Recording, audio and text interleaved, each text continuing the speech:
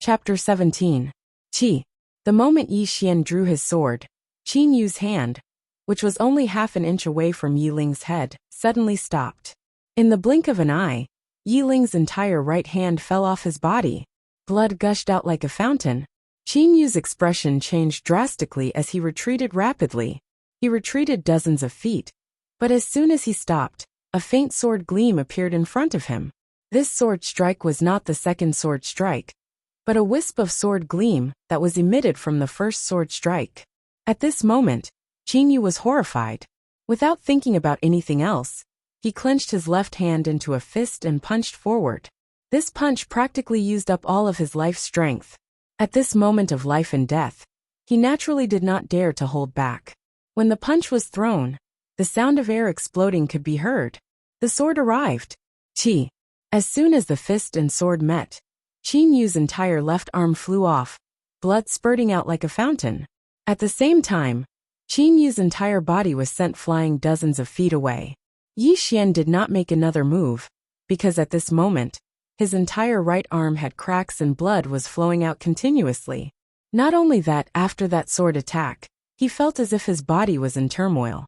It was extremely uncomfortable, and he even felt powerless in his limbs, as if his entire body had been sucked dry. It was extremely uncomfortable. In the distance, Qin Yu looked at Yi Xian in disbelief. Sword gleam. How is this possible?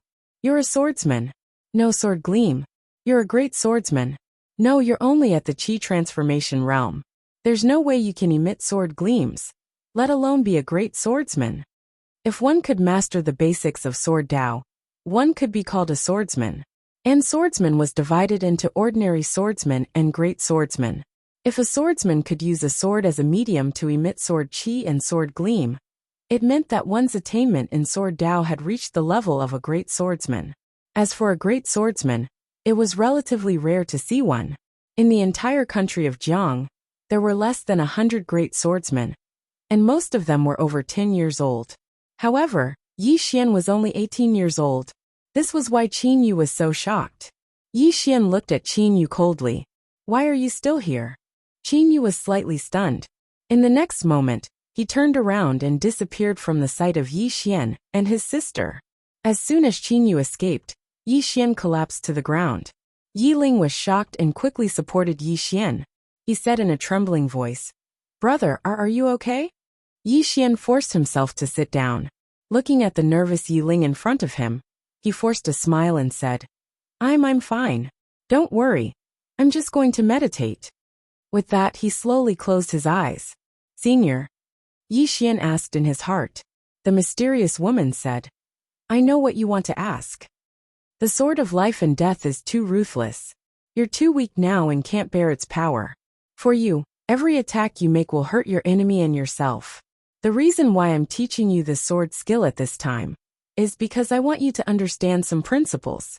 The sword Dao relies more on comprehension, and it's also a kind of attitude. Your sword Dao will be the same as your attitude." Hearing this, Yi Xian fell silent. Comprehension. Attitude. What was the reason why he unlocked the sword of life and death? It wasn't because he cultivated diligently, but because at that moment, he just wanted his sister to be safe. That was his thought. Just as the mysterious woman had said, the sword of life and death was actually not a sword skill, but a kind of sword Dao philosophy. The mysterious woman said, "The sword of life and death at your current level can barely be considered as a high-grade profound rank sword skill. And the reason you suffered such a huge backlash is because you haven't attained the energy resistance realm yet. So you're unable to truly control your energy. The sword light you executed earlier wasn't cultivated by you.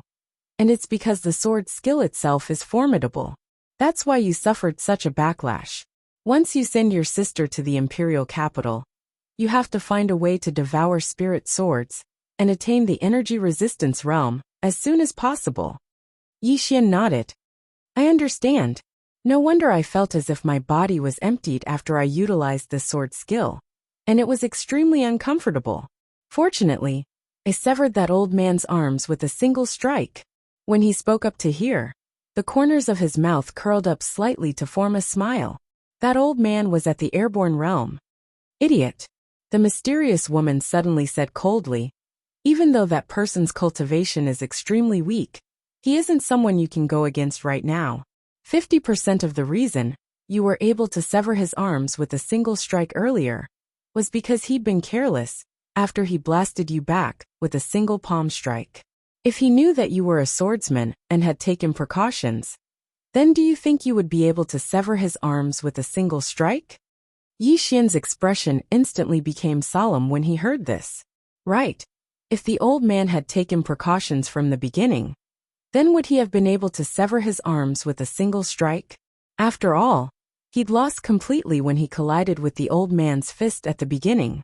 Moreover, it was because he'd attained the aureate body realm. Otherwise, that palm strike from the old man would have been sufficient to crush him. The mysterious woman said, "The gap in cultivation between you and him is too huge. It's impossible for you to surmount 2 realms in succession with your current strength, unless you're able to grasp a Tao law and utilize the pagoda within your body."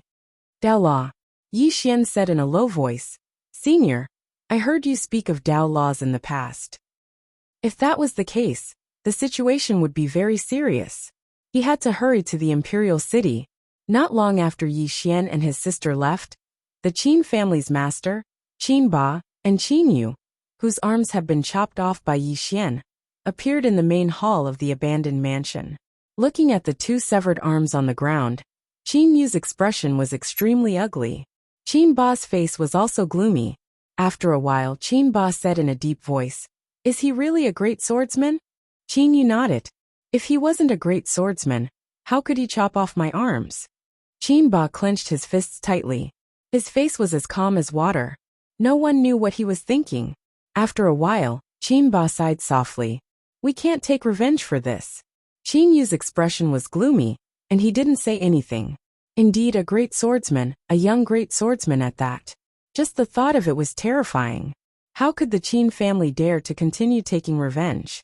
At this time, Qin Ba said again, "However, we can't just let this matter go. Spread the news that Yi Xian has tens of high-grade spirit stones on him. I believe that many people will have thoughts about him when they hear this news." Hearing this, Qin Yu's expression relaxed slightly. "That's true. Although our Qin family can't continue taking revenge, we can let others do it." At this point, he seemed to have thought of something and looked at Qin Ba. "That person's name is Yi Xian? He's from the Yi family as well?" Qin Ba nodded. He was originally a prince of the Yi family. However, after the Yi family produced the one chosen by heaven, Yi Lang, he was ostracized and suppressed by the family. In the end, he was forced to swear to leave the Yi family and no longer be a member of the Yi family. Qin Yu was stunned, and then he said, "Could it be that there's something wrong with the higher-ups of the Yi family?" Qin Ba nodded. "Right now, the Yi clan has practically become the laughingstock of the surrounding cities. You should know that Yi Xian was personally challenged by Nguesher, and it is said that Nguesher treated him differently. The heavenly phenomenon was also caused by Yi Xian, and not by Yi Rong. However, the higher-ups of the Yi clan thought that it was Yi Rong who caused it, and celebrated without restraint. This group of Yi clan elders and patriarch are really pig brains, extremely stupid." Qin Yu nodded. "They really are. How's the Yi family doing now?" Qin Ba said indifferently. "They've been suppressed by the other clans to the point they can't even breathe." "Right. Even though we can't look for trouble with Brother Yi, we can use this as an excuse to gain some benefits from the Yi family. Come, let's go to Pine City and get even with the Yi family." As soon as he finished speaking, Qin Ba turned around and left. Qin Yu glanced at his severed arms, and he had a rather complicated expression on his face. This enmity is impossible to be avenged. Not only will I be unable to avenge myself, I'll be unable to avenge Qin Shang as well. Even though there was resentment in his heart, he was very clearly aware that it was time for this matter to come to an end. As a small aristocratic family, they had to understand one thing, and that was who they could offend and who they couldn't. If the Qin family still wanted to take revenge, then the outcome might be that the Qin family would fall into eternal damnation. After all, not only did Yi Xian possess monstrous strength, he was even thought highly of by Nguesher. So, the Qin family would be foolish to take revenge. A short moment later, Qin Yu turned around and left. Not long after that, the members of the Qin family rushed to the Yi family's residence. Chapter 18. Qingqing Yi Family. The Yi family was no longer as glorious as before. To be exact, the Yi family was about to disappear from Qingqing. When the Yi family was in power, they had offended almost all the other families in Qingqing. Now, the Li family, the Zhang family, and the city lord's palace were taking revenge on the Yi family. The territories and shops that the Yi family used to own had been devoured by the other families. Most importantly, the disciples of the Yi family did not dare to go out at all. If they went out, they would definitely be beaten to death. The Yi family was as pitiful as it could get. In the Yi family's water dungeon, the former grand elder of the Yi family was now locked up like a dead dog. After learning that Yi Lang had been killed, the grand elder's last hope was shattered. Sometimes he would go crazy. One day, Yi Tsong arrived at the water dungeon. Yi Tsong walked to the first elder's cell. Looking at the first elder in the cell, Yi Tsong's expression was indifferent. We've been fighting for our entire lives, but I never thought that the Yi clan would be defeated by the two of us. Inside the water dungeon, the grand elder mocked. Yi Tsong, everyone says that I'm short-sighted. Aren't you the same?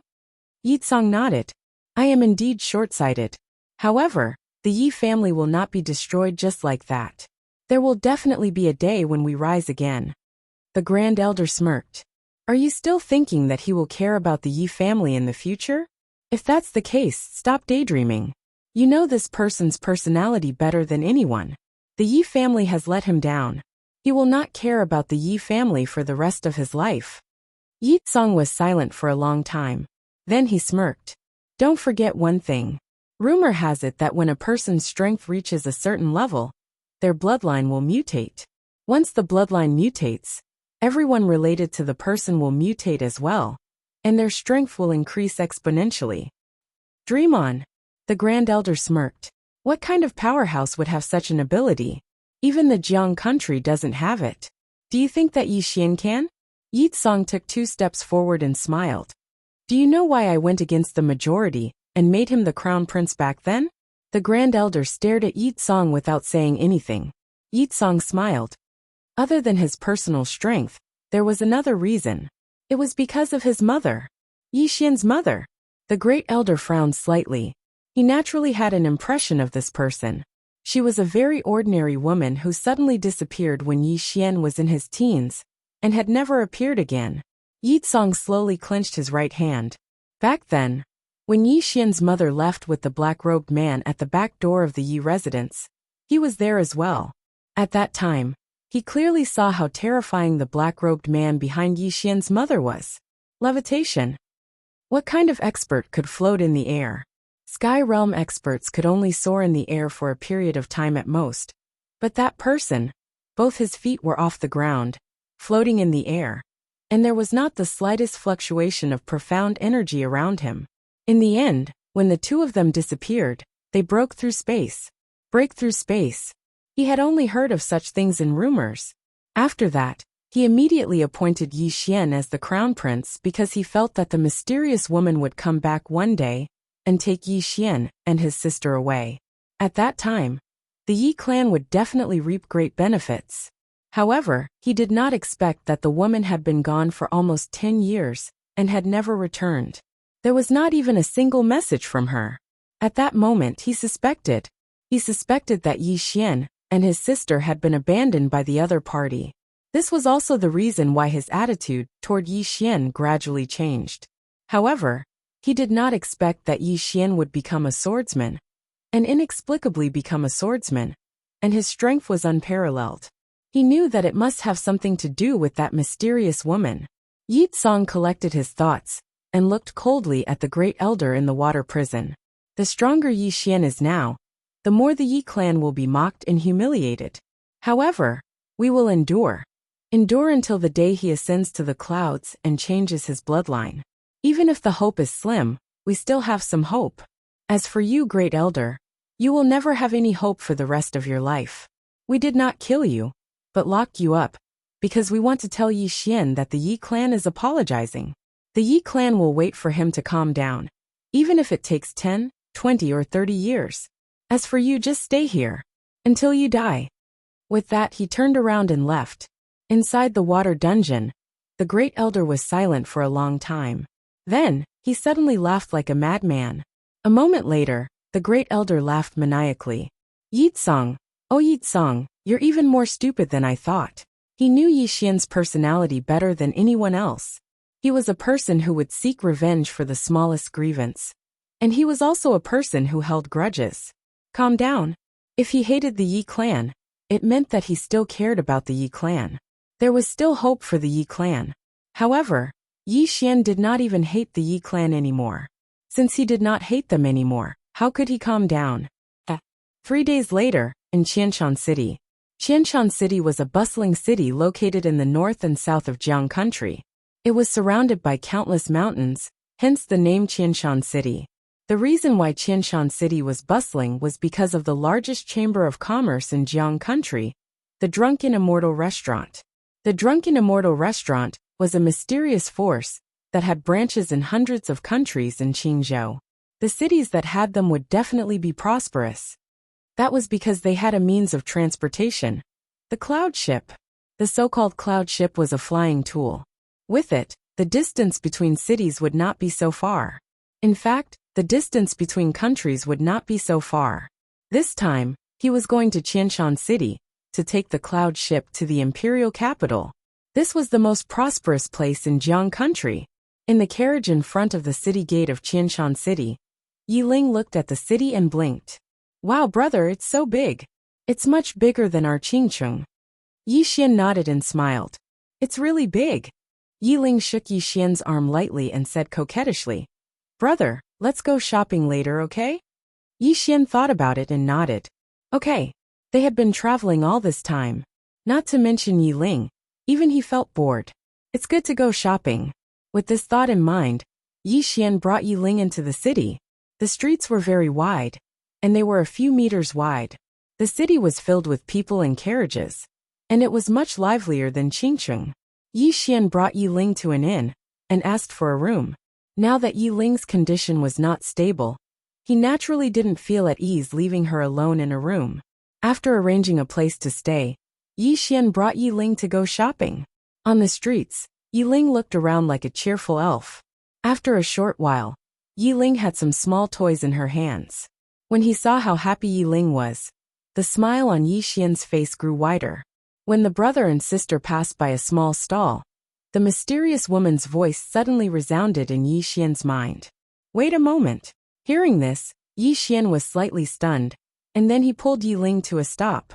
"Senior?" Yi Xian asked in his heart. The mysterious woman said, "There's a purple ring on the stall next to you. Buy it." Yi Xian turned to look at the stall, and he glanced at it. At the corner of the stall, there was an inconspicuous purple ring. The stall owner was a middle-aged man. He glanced at Yi Xian and said with a smile, "Brother, what do you want to buy?" Yi Xian picked up the purple ring. "How much is this?" He didn't ask why the mysterious woman wanted him to buy this ordinary ring, because he knew there must be a reason. After all, this mysterious woman usually didn't speak, and it was rare to see her take the initiative to speak. The middle-aged man glanced at the purple ring on Yi Xian's hand and said with a smile, 10 gold coins. Hearing this, Yi Xian slightly frowned. 10 gold coins was a bit expensive. However, he didn't hesitate to take out 10 gold coins and pass it to the stall owner. The stall owner chuckled when he saw that Yi Xian didn't bargain, and he hurriedly put the gold coins away. He was overjoyed. After all, he was even willing to sell it for 3 gold coins. Yi Xian was just about to turn around and leave when a voice suddenly resounded from the side. "Wait!" Yi Xian looked towards the source of the voice, and he saw a little girl who was around the same age as Yi Ling walking towards him. The little girl had white lips and red teeth. She wore a white cotton jacket, and she had a little braid on the back of her head. She looked extremely cute. The little girl glanced at the ring on Yi Xian's hand, and then she turned around to look at the stall owner. "I'll pay 20 gold coins for this ring." The stall owner was stunned, and then he was in a slightly difficult position, because he'd already sold it to Yi Xian. Yi Xian glanced at the little girl and said with a smile, "Little sister, this ring." Who's your little sister? The little girl suddenly interrupted Yi Xian coldly. Yi Xian's expression froze, and he was momentarily speechless. What kind of temper does this little girl have? Yi Ling, who was next to Yi Xian, looked at the little girl with displeasure. How can you say that? My brother has no ill intentions. The little girl looked at Yi Ling, and she was slightly stunned when she saw Yi Ling. In next to no time, a trace of surprise flashed through her eyes. As she looked at Yi Ling, that trace of surprise turned into shock, and then it quickly turned into wild joy. For a moment, the little girl's expression changed several times, and Yi Xian was stunned. Yi Ling also felt a little uneasy from being stared at, and immediately asked, Why are you looking at me? The little girl's expression returned to normal. She wanted to speak, but she seemed to have some misgivings. After a moment of silence, she said, What's your name? Seeing that the little girl did not have that domineering attitude, Yi Ling replied, Yi Ling. As she said that, she hugged Yi Xian's arm. This is my brother Yi Xian. The little girl looked at Yi Xian coldly, and then her gaze fell on Yi Ling again. It was obvious that she was hesitating about something. Yi Xian pulled Yi Ling away, but at this moment, the little girl suddenly took out a fist-sized red stone and handed it to Yi Ling. This is for you. Yi Xian and his sister were stunned. The little girl stuffed the stone into Yi Ling's arms. This is a heaven fire warm jade. If you keep it on you, it can temporarily suppress the cold in your body. Hearing this, Yi Xian's expression changed greatly. You. The little girl ignored Yi Xian and said, I have urgent matters to deal with now, so I can't take you with me. I'll look for you in 3 months at most. As she said that, she looked at Yi Xian coldly. For your sister's sake, I'll give this ring to you. After saying that, she looked at Yi Ling again and turned around. Yi Xian was stunned, and then he chased after her. But the next moment, the little girl was already dozens of feet away. In an instant, the little girl had completely disappeared from Yi Xian's sight. Yi Xian was stunned. In a corner, the little girl walked to a corner. As soon as she stopped, a black-robed man silently appeared behind her. The black-robed man knelt on one knee. My lord, the little girl said coldly, keep an eye on that pair of siblings. No, you can't follow them. You'll attract too much attention. Find someone weaker to follow them. Remember, don't let anything happen to that little girl. The black-robed man said solemnly, My lord wants to keep that little girl? The little girl slowly closed her eyes and said excitedly, I didn't expect that a small country like Jiang would have such a physique. If it wasn't for the cave that the sword master left behind being too important, I would have taken her away right now. The black-robed man said solemnly, Although the sword master's cave has been discovered, the sword formation he left behind can't be broken. Rumor has it that his sword is needed to remove the formation. However, the sword master has disappeared for 1,000 years. So where can we find his sword? The little girl said calmly, It doesn't matter. Everyone gathered here to find a way to break it. The black-robed man nodded his head. He seemed to have thought of something and asked, Does my lord want to keep that little girl's brother? The little girl shook her head. Although his foundations are not bad, his dantian is broken, his physique is average, and his spiritual roots are average. What is the point of keeping him? Is it a waste of rice? After saying that, she turned around and left. P.S. Recently, I saw many old readers leaving comments and many of them giving me tips. I really appreciate everyone's support. Chapter 19. After the little girl left, Yi Xian came back to his senses. He brought Yi Ling back to the inn. Inside the room, Yi Ling looked at the heavenly fire-warm jade in his hand and exclaimed, Brother, this stone is so warm. My body doesn't feel so cold anymore when I hold it. Yi Xian smiled. It's good that it's warm. Yi Ling nodded happily and held the heavenly fire-warm jade tightly. On the other hand, Yi Xian sat aside and closed his eyes slowly. Senior? That person just now? Yi Xian asked. The mysterious woman said, You're not on the same level as him. There's no point in asking. Yi Xian was speechless. The mysterious woman said, Take out the ring I told you to buy. Yi Xian took out the purple ring. The ring was a little shabby, and there were some parts missing. It didn't look special. Do you know what this is? The mysterious woman asked. Yi Xian shook his head. The mysterious woman said, "This is an array formation ring, and a small array formation is hidden within it. Although the array formation is relatively low level, it is exquisite, and the technique used is brilliant. It has a certain amount of research value, and that's probably why the little girl wanted it earlier. As for you, you can use this formation to protect yourself." Yi Xian was a little surprised. This small ring can hide a small formation? The mysterious woman said. In the future, go around the world more often. The world is bigger and more exciting than you can imagine. Yi Xian nodded. Once I can fly on a sword, I'll definitely go around. As he spoke, his eyes fell on the ring in his hand. Senior, how do I use this formation? The mysterious woman said. Drip a drop of your blood on it. Then use the method I taught you to control the ring. Hearing this, Yi Xian hurriedly did as he was told. Soon, when his blood fell on the ring, he instantly felt a strange connection with it. In his mind, a formation appeared out of nowhere. 5 Thunder Formation. The array formation in the ring was called the 5 Thunder Array. Once the array formation was activated, it could strike the enemy with divine thunder. Divine thunder? Yi Xian was somewhat shocked as he asked, Senior, can this formation really attract divine lightning? The mysterious woman said, Of course not. Divine lightning is the might of the heavens and the earth.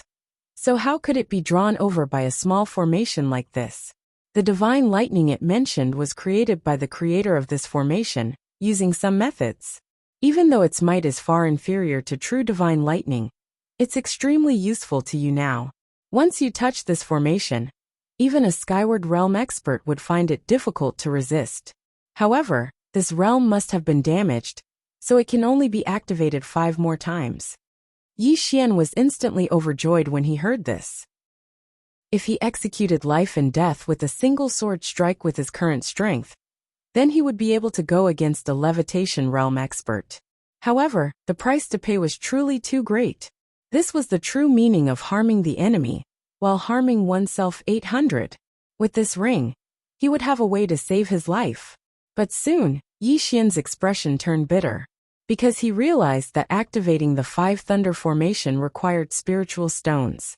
Moreover, they were high-grade spiritual stones.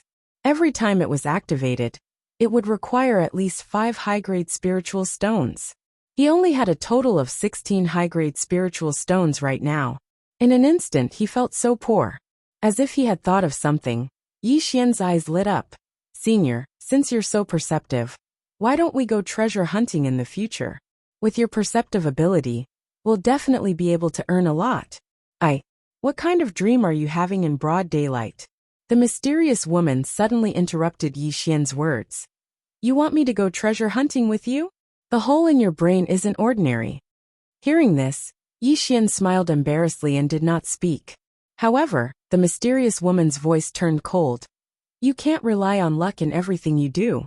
You've gotten a great bargain today. That's your luck and you deserve it. However, if you think about taking advantage of others every day, then your temperament will be ruined. Don't think that I'm just trying to scare you. As a swordsman, temperament is the most important thing. You must remember this. Yi Xian nodded and said seriously, Senior, don't be angry. I understand. The mysterious woman did not speak again. Seeing this, Yi Xian immediately breathed a sigh of relief. He was not afraid of this mysterious woman, but he respected her. 2 hours later, after Yi Ling had fallen asleep, he entered the prison pagoda. Training. Although he could not break through to the chi-controlling realm, he could train his sword skills. In reality, he did not have any sword skills at all. When he sparred with the shadow, he relied more on his reflexes. Skills were fixed. When he sparred with the shadow, he trained his strength, speed, and reflexes. Although he could not reach the chi-controlling realm now, he could train the chi-changing realm to the extreme. After all, within the same realm, there were strong and weak. On the first level of the prison pagoda, the sound of swords clashing against metal rang out continuously. There was only the sound of metal clashing. When there was still 2 hours until dawn, Yi Xian fell asleep. And 2 hours later, Yi Xian woke up on time. After paying the bill, Yi Xian sold the carriage to the inn at a low price, then left the inn with his sister, heading to Thousand Mountain City's Ship River. When the brother and sister arrived at the Ship River, they were both shocked by the scene in front of them.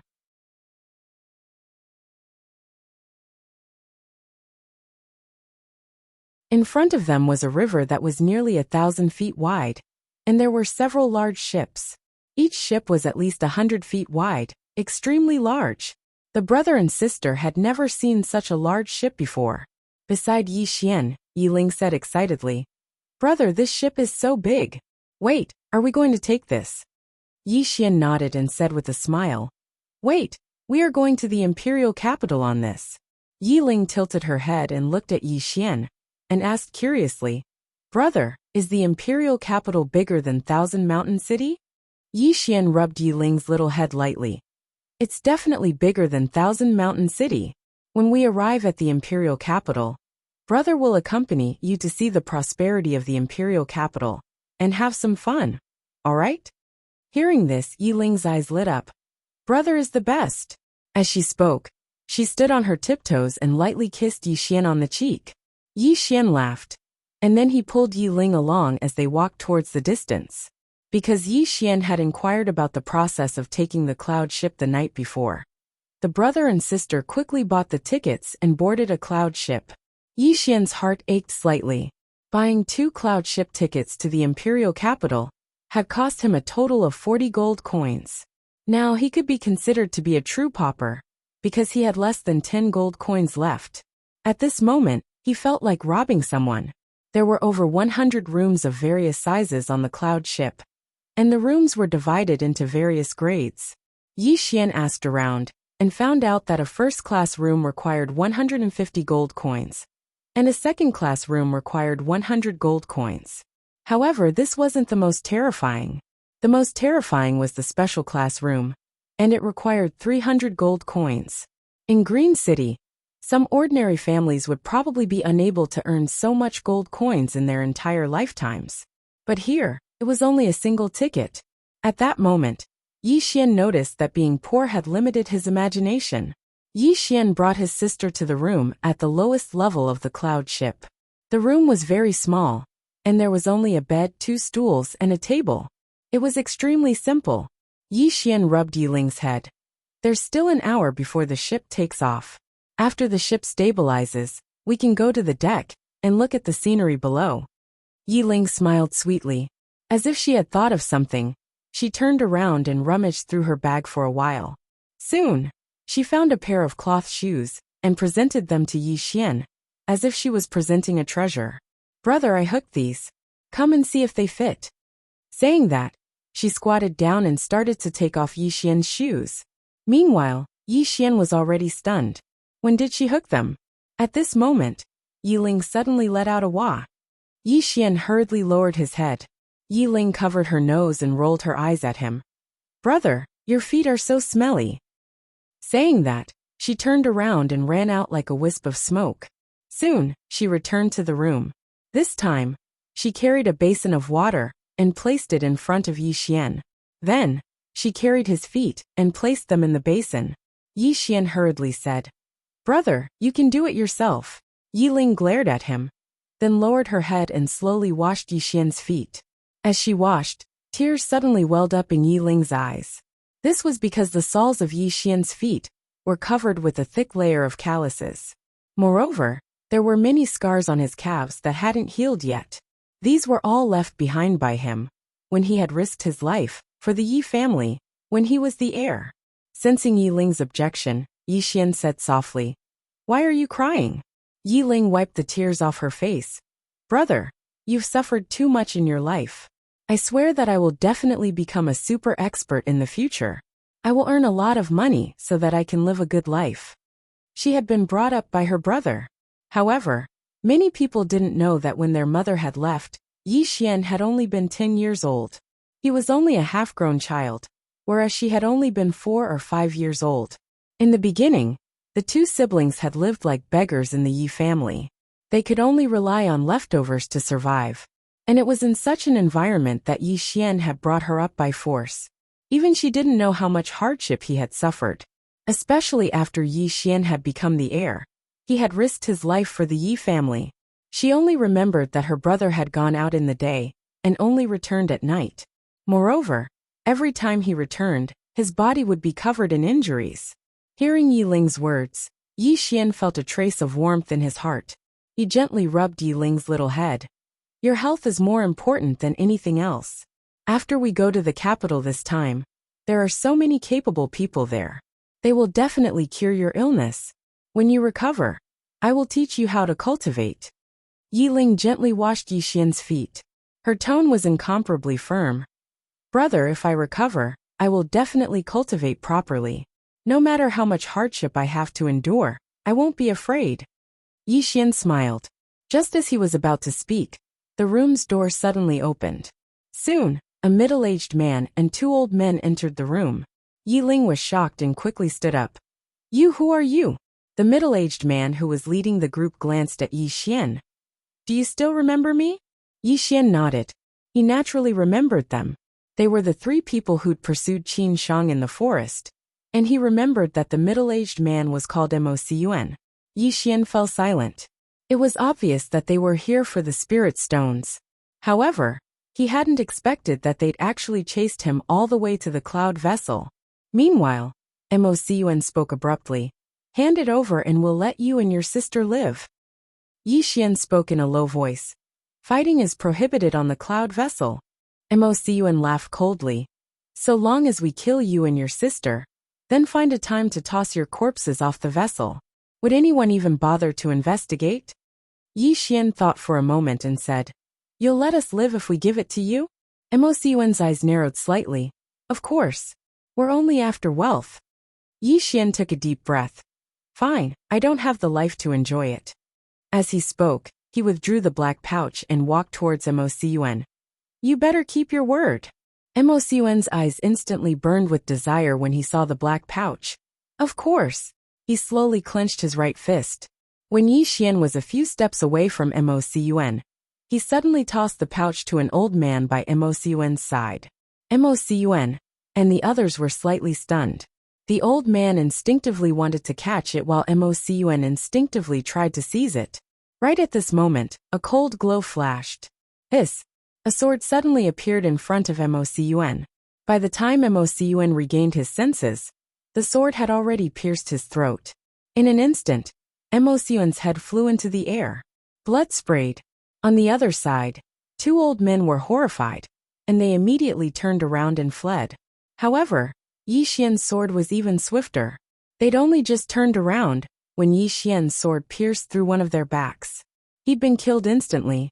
However, the other old man had charged forward.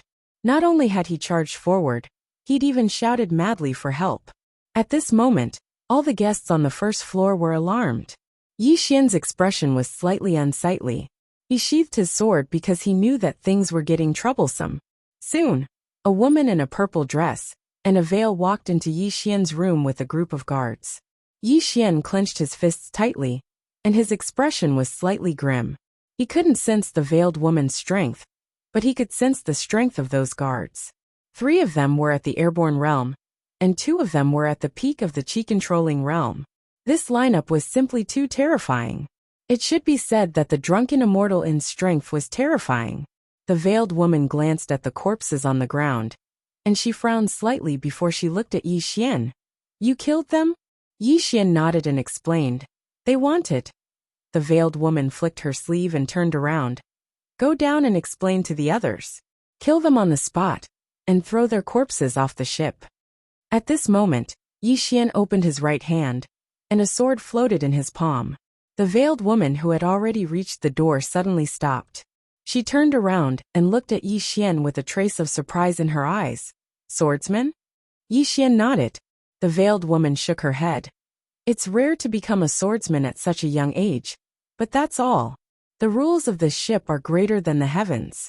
Even if you're a swordsman, you can't violate them. Kill them for me.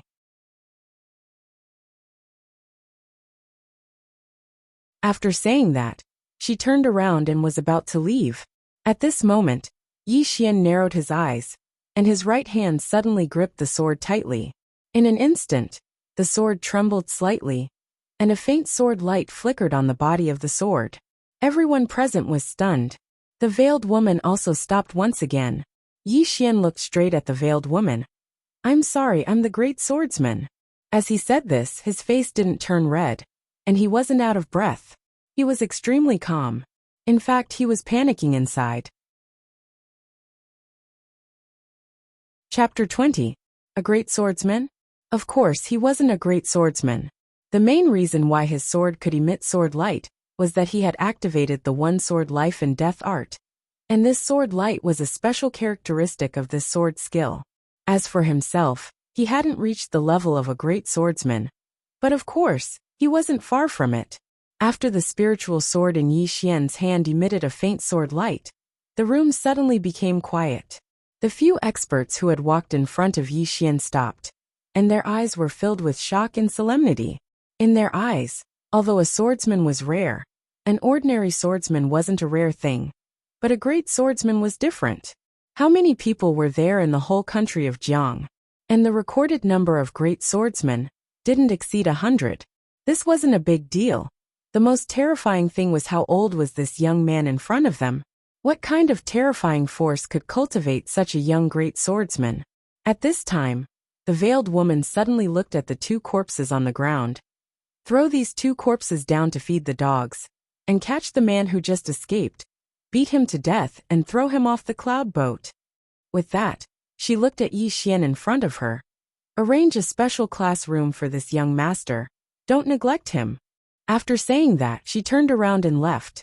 In the room, the guards bowed slightly to Yi Xian, and then turned around and left.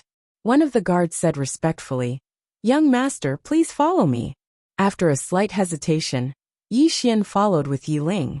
Under the guidance of the guard, the brother and sister arrived at the special classroom. After entering the special classroom, the brother and sister were completely stunned. Big, very big. The entire special classroom was at least 10 times bigger than the room they had been staying in before. The interior was also incomparably luxurious. The surrounding layout was simply like a palace. Even the feet were paved with an unknown animal skin, which was soft to step on. Behind Yi Xian and his sister, the guard bowed slightly and then left. "Wow!" Yi Ling looked around in amazement. "Brother, this room is so big and beautiful." Yi Xian gently rubbed Yi Ling's little head and smiled without saying anything. Yi Ling seemed to have thought of something. She lifted her head and looked at Yi Xian. "Brother, is it because you're the great swordsman that they treat us like this?" Yi Xian nodded. "Why?" Yi Ling was puzzled. Yi Xian smiled and said, "Because of reality." Yi Ling wanted to ask more, but at this moment, there was a knock on the door. Yi Xian turned around and said, "Please come in." The door opened and a woman walked in. It was the purple-robed veiled woman from before. The veiled woman sat to the side and gestured with her hand. "Young master, please sit." Yi Xian sat opposite of the veiled woman. Their daily meals must be provided according to the special room's treatment. Do not neglect it. After saying that, he quickly disappeared into the distance. Inside the room. "Brother, is the great swordsman powerful?" "He should be very powerful." "Brother, aren't you the great swordsman?" "Of course I am the great swordsman. And I will be soon." "Wow, brother, you're lying." "Humph. You know too much. Brother will kill you to silence you." "Hee, I'm not afraid." An hour later, Yi Xian covered the sleeping Yi Ling with a blanket and entered the prison pagoda. Cultivate. Only the strong would be respected. The reality of society told him this all the time. He was now at the peak of the air shift realm, and the peak of the little swordsman realm. His speed, strength, and reflexes were almost at the limit.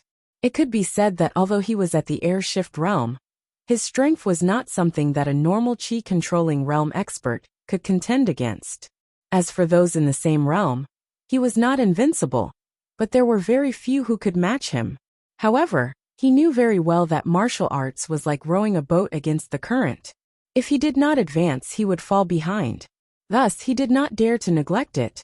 Now, when he fought against the shadow, he could already fight evenly with the shadow. Naturally, he was not satisfied with this. His goal was to defeat the shadow.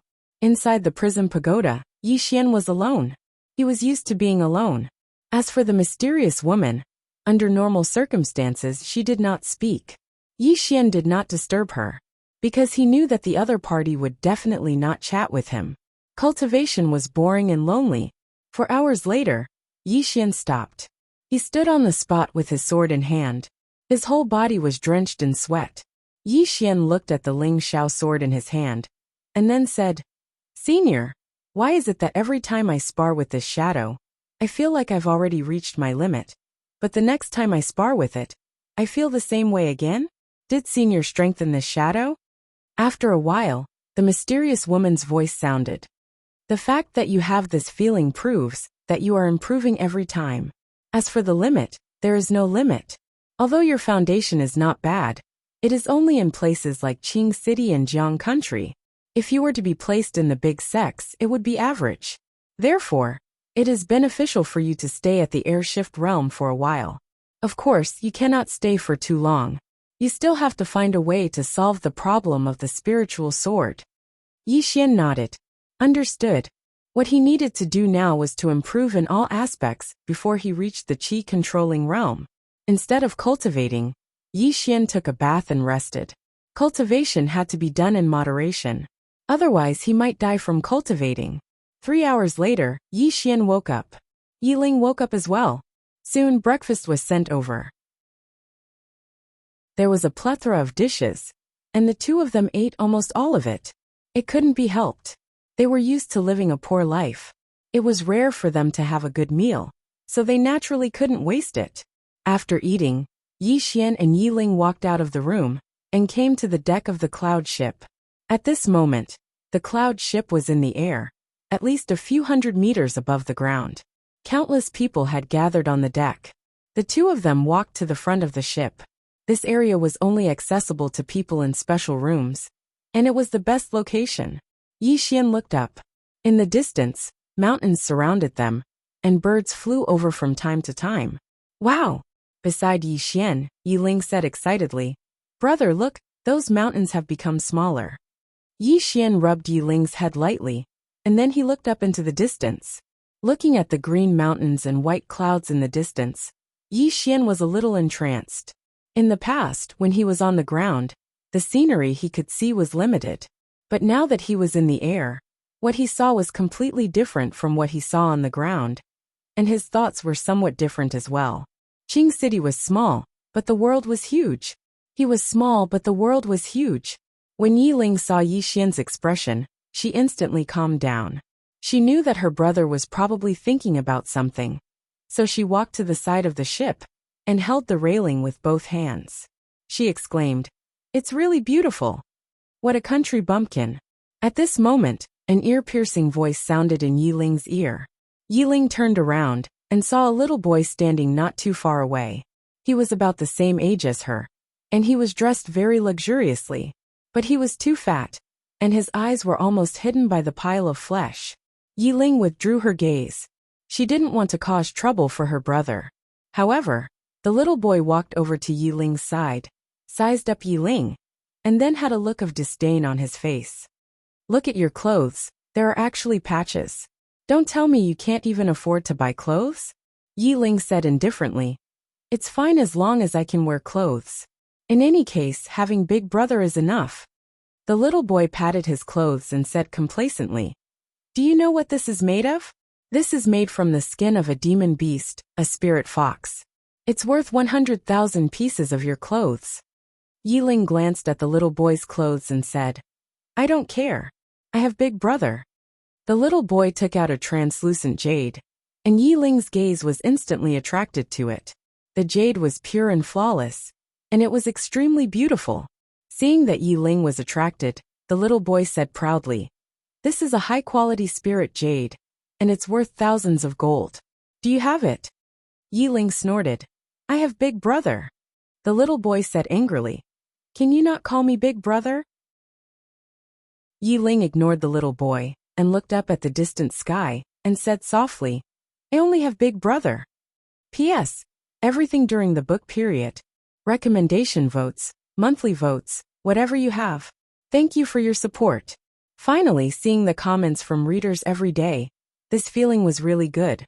During the period when I didn't publish the book, I felt empty every day, as if I was missing something. Now that I have your company, I feel really comfortable. Chapter 21. Only Big Brother. Yiling suddenly smiled, because having Big Brother was enough. Next to Yiling, the little boy suddenly asked, "Is your big brother very powerful?" Yiling nodded and said seriously, "Of course." The little boy grunted. "No matter how powerful he is, he's not as powerful as Daddy." Yiling glanced at the little boy. "Your daddy is powerful too?" The little boy immediately got excited and nodded hurriedly. "Of course. He's the city lord of Thousand Mountain City. Everyone in Thousand Mountain City has to listen to him." "City lord?" Yiling blinked. "Wow, that's very powerful." The little boy said proudly, "Of course. In Thousand Mountain City, our family is the most powerful." Yiling sized up the little boy and said, "My big brother said that one should keep a low profile. Otherwise, it's easy to get beaten up outside." But the little boy shook his head. "If someone wants to beat someone up, it'll be my dad, not me." Yiling was completely dumbfounded. What kind of scam was this? The little boy suddenly pointed at Yi Xian nearby. "Is that your big brother?" Yiling nodded. "That's my big brother. Handsome, right?" The little boy grunted. "What's the use of being handsome? It's not like you can eat it." Yiling giggled. "If you're handsome, you'll be able to get a wife in the future." The little boy grunted. "I have money. I can get as many wives as I want." Yiling shook her head. "Little fatty, let me tell you, money isn't everything." The little boy objected. "That's not it. My dad said that money makes the world go round. There's nothing in this world that money can't do. If there's something, then it's because I don't have enough money. So, I want to earn a lot of money." At this point he seemed to have thought of something and said angrily, "You called me little fatty. Am I fat?"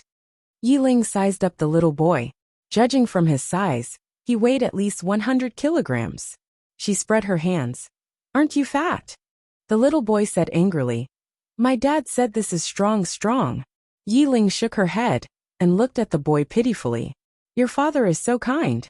The little boy's expression was somewhat ugly. After a moment he asked again, "Am I really that fat?" Yiling nodded. "Very fat." The little boy clenched his fists and said angrily, "They all lied to me." Yiling did not care about the little boy. Instead, she retreated to Yi Xian's side. She did not disturb Yi Xian. Instead, she gently hugged Yi Xian's arm and leaned her head on Yi Xian's arm. Seeing this, the little boy snorted coldly. He turned around and ran to a middle-aged man who was chatting with someone nearby. "Dad, give me a brother." The middle-aged man. The cloud ship passed over 1,000 mountains and came to a huge river. The river was so long that the end couldn't be seen, and it was at least several thousand zhang wide. It was a real river. As for Yi Xian, he was still as motionless as before. He just stared ahead like an old monk in meditation, thinking. In this period of time, Yi Xian rarely thought, nor did he have the time to think. Now that he boarded the cloud ship and saw the boundless mountains and rivers, his heart was moved. His mind was suddenly filled with many thoughts. He had never had so many thoughts before. In a private room, a plain-clothed old man looked coldly at Han Xiangming in front of him. "I heard that you let an unknown youth stay in a special class private room?" Han Xiangming nodded. "That's true. What? Does Elder Gu want to interfere with such a small matter?" The plain-clothed old man said coldly. "Not everyone can stay in a special class private room. You should know this better than anyone else." Han Xiangming smiled lightly. "He is not an ordinary person. He is a great swordsman. It shouldn't be a problem for me to rope him in, right?" "Great swordsman?" The plain-clothed old man sneered. "Are you lying to a child? A 17 or 18-year-old youth is a great swordsman. Why don't you say he is in Lan and Xiuan Kingdom scholar?" Han Xiangming frowned. "Elder Gu, are you purposely looking for trouble?" Elder Gu sneered. "How would I dare? Miss Han, although the higher-ups have sent you to take over Thousand Mountain City and the Imperial Capital's Merchant Association, according to the clan's order, this order can only take effect after you arrive in the Imperial Capital. Someone is coming." As soon as Elder Gu's voice fell, 2 guards walked in. Elder Gu said indifferently, Those two siblings do not have the qualifications to stay in the special class private room. Throw their things out. The two guards bowed respectfully before retreating. Han Xiaoming looked coldly at Elder Gu. It seems that Elder Gu has steeled his heart to show his loyalty to someone. Elder Gu sneered. My apologies. I don't understand what Miss Han is saying. I am only doing what I should do. If third Miss feels that something is wrong, you can complain to the higher-ups. Han Xiaoming nodded. I will remember this. With that, she turned and walked out of the private room. Inside the room, Elder Gu sneered. You want to rope people in, but they won't let you. With that, he walked out of the private room. He was about to step down from his position. At this time, if he didn't show his loyalty to the people behind him and put in some effort, he was afraid that he would be retiring when he returned. Before, he couldn't find an opportunity, but now he finally found one. On the deck of the cloud ship, Elder Gu brought two guards behind Yi Xian. When Yi Ling sensed this, she let go of Yi Xian's arm and looked at Elder Gu and the others. May I ask who you are? Elder Gu glanced at Yi Xian behind Yi Ling and sneered. With his strength, he could naturally see through Yi Xian's realm. Yi Xian was only at the Qi transformation realm. A great swordsman? This was ridiculous. Elder Gu turned to look at the guard beside him. The latter nodded slightly and threw Yi Xian and his sister's baggage in front of Yi Ling. Yi Ling was completely dumbfounded. She didn't know what was going on. At this moment, many people around them looked over. Elder Gu sneered. Is this special class cabin something you can stay in? Yi Ling hurriedly explained. It was that big sister who asked us to stay there, she. Did you pay? Elder Gu interrupted Yi Ling. Do you have proof of the ticket? Yi Ling was a little anxious. She hurriedly explained again.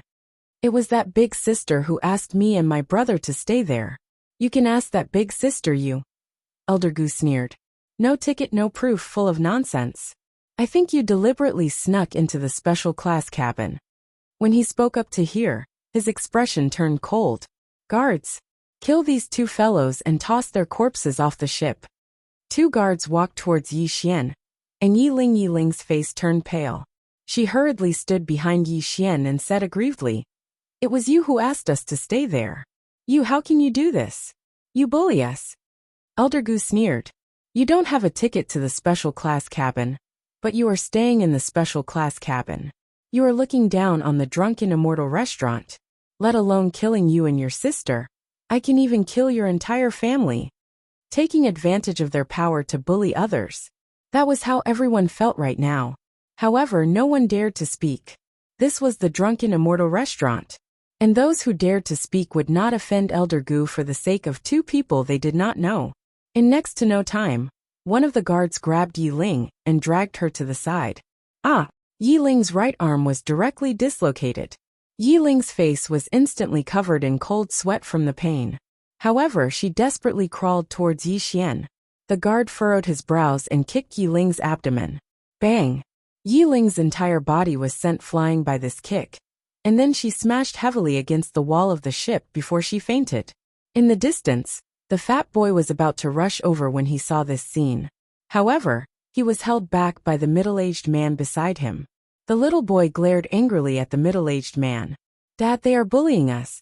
The middle-aged man shook his head. Let's see what's going on first. At this moment, not far away, Yi Xian suddenly opened his eyes. Yi Xian looked ahead. The world is very big, and I am very small. However, the heart can be infinitely big. The world can imprison my body, but it can't imprison my heart. The heart is infinite, and the sword is infinite. Thinking up to this point, Yi Xian instantly felt comfortable. In an instant, the Ling Xiao sword suddenly rushed out of his body. Buzz! A sword hum resounded through the sky. The Ling Xiao sword hovered above the cloud ship. At this moment, everyone on the cloud ship looked at Yi Xian. Not far away, next to the little boy who was talking to Yi Ling, the middle-aged man said in disbelief. How is this possible? Clear sword heart. What was clear sword heart? Clear sword heart meant that one's sword heart was clear, and one's heart was clear. One had a clear goal and concept for one's sword Dao, and would not be confused by external things. This was a mysterious realm of swordsmen. And this realm was also known as Quasi-Sword Dao Grandmaster. Throughout history, those who had a clear sword heart would become Sword Dao Grandmasters in the future. And now, the only Sword Dao Grandmaster in the country of Jiang used to have a clear sword heart. On the other side, Han Xiangming was also stunned. Her watery eyes were filled with disbelief. After Yi Xian came back to his senses, he looked to the side and smiled. Ling Er. In the next moment he was stunned. When he saw Yi Ling's appearance not far away, Yi Ling felt as if his acupuncture points had been hit. Soon, he rushed to Yi Ling like a madman, and picked up Yi Ling with trembling hands. What happened? As he spoke, he suddenly roared like a wild beast. Who did it? At this moment, the fat little boy quickly pointed to Elder Gu, and the two guards not far away. It's them. They hit her. The one who hit her was that guard. Yi Xian suddenly raised his head, and looked at the guard. In the blink of an eye, under the gaze of countless people, Yi Xian directly rushed out. Seeing that Yi Xian had made a move, Elder Gu suddenly shouted angrily. How dare you? This is not a place for you to behave atrociously. As he spoke, he was about to make a move. However, Yi Xian's sword suddenly changed direction, and pointed directly at Elder Gu. The surrounding people were stunned. Elder Gu was in the levitation realm. Elder Gu narrowed his eyes slightly. You overestimate yourself. As soon as he finished speaking, he clenched his fists. In the blink of an eye, an invisible force shook out of his body. At this moment the sword arrived. On the longsword a sword ray suddenly burst out. One sword to determine life and death. Sword ray. The great swordsman. Such a young great swordsman. Everyone around was immediately petrified. At this moment, Elder Gu was also stunned. It really was the great swordsman. Elder Gu was shocked, but at this moment he could not care so much. He clenched his fists tightly and suddenly punched forward. On his fists, two powerful forces burst out like a flood. However, when they encountered the sword, the two forces were instantly torn apart. In the blink of an eye, under the gaze of everyone, both of Elder Gu's arms were directly sent flying. Elder Gu screamed in pain, and then quickly retreated. The two guards next to him were about to act, but Yi Xian flashed beside them like a ghost. Swoosh swoosh, two bloody heads flew into the air, instantly killing a chi-controlling realm expert. The surrounding people were shocked, and many of them could not help but take a step back. On the other side, the little fatty was also dumbfounded. Her brother is so powerful. After killing the two guards in an instant, Yi Xian raised his head, and looked at Elder Gu not far away. Elder Gu was shocked. I am an elder of the Drunken Immortal Restaurant. If you touch me, you will be touching the Drunken Immortal Restaurant. Yi Xian raised his sword and walked towards Elder Gu. Seeing this scene, Elder Gu was shocked and repeatedly retreated. At this moment, Han Xiangming suddenly appeared in front of Yi Xian. Han Xiangming said in a deep voice, Young Master Yi, it is time to stop. If you continue to cause trouble, it will not end well. You. Han Xiangming's voice stopped abruptly because Yi Xian's hand had grabbed her throat. Han Xiangming looked at Yi Xian, and did not say anything. She was very calm. Yi Xian's expression was ferocious. You were the one who allowed us siblings to stay in the special classroom. But he came out to make things difficult for us siblings. This matter has something to do with you, right? The mysterious woman had already told him everything, so he had already figured out the ins and outs of the matter. Han Xiangming looked straight at Yi Xian. If you continue to cause trouble, it will not end well. Yi Xian laughed sinisterly. This is your internal matter, but you want to implicate my sister. This matter started because of you, but you did not do anything to stop it. You deserve to die. After saying that, his left hand suddenly tightened. He was really going to kill her. However, the moment he tightened his grip, Han Xiangming had already silently retreated several feet away. At the same time, an old man appeared in front of her. The old man looked coldly at Yi Xian. Young Master Yi, do not cause trouble for the power behind you. Yi Xian looked at the unconscious Yi Ling. At this moment, his heart felt as if it was being cut by a knife. Suddenly he laughed crazily. Cause trouble? Us siblings were fine. What did we do? Why did my sister end up like this? After saying that, he opened his palm, and the Ling Xiao sword appeared in his hand. In his palm, the Ling Xiao sword trembled violently. Not only that, as if it had sensed Yi Xian's killing intent and anger, the Ling Xiao sword actually let out a series of sword cries. He was going to use one sword to decide life and death again. Seeing that Yi Xian was going to continue, the old man squinted his eyes.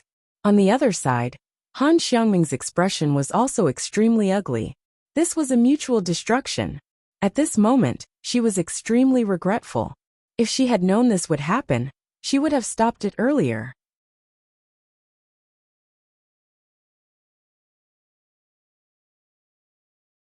Such a young Sword Dao Grandmaster, who had just achieved a clear sword heart. She was not afraid of the drunken immortal Yin, but to become enemies with a genius like this, needless to say, she would never be put in an important position in this lifetime. The most terrifying thing was that it might cause a conflict between two super forces. After all, the talent and battle strength that Yi Xian had displayed was too terrifying.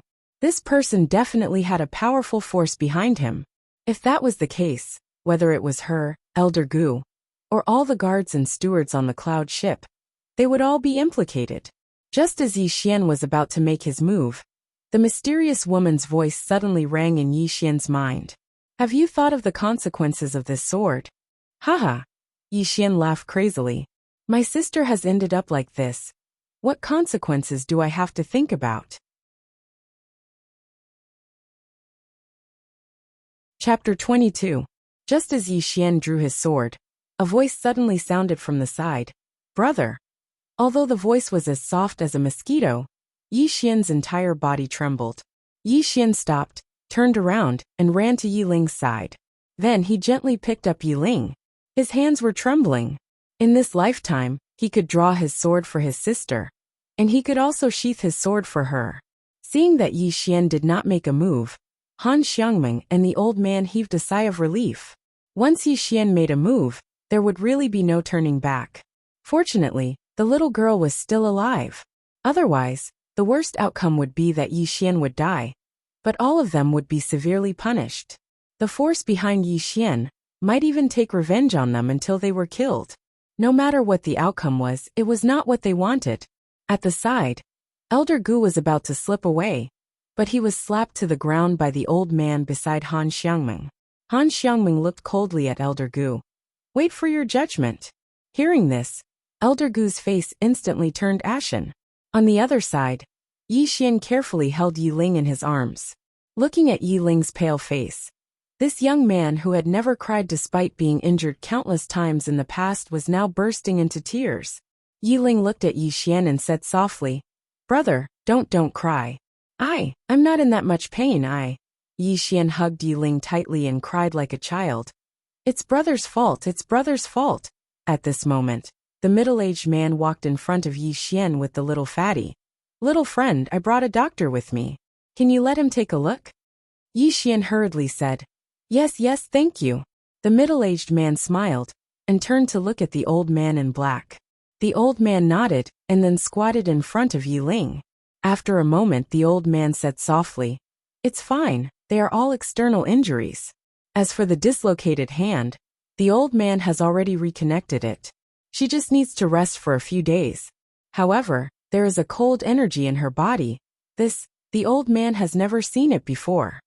As he spoke, he looked at Yi Xian. Yi Xian said in a low voice, It's fine, as long as there are no other problems. As for this cold energy, I will think of a way in the future. Yi Xian cupped his fists at the middle-aged man. I'm Yi Xian. May I know your name?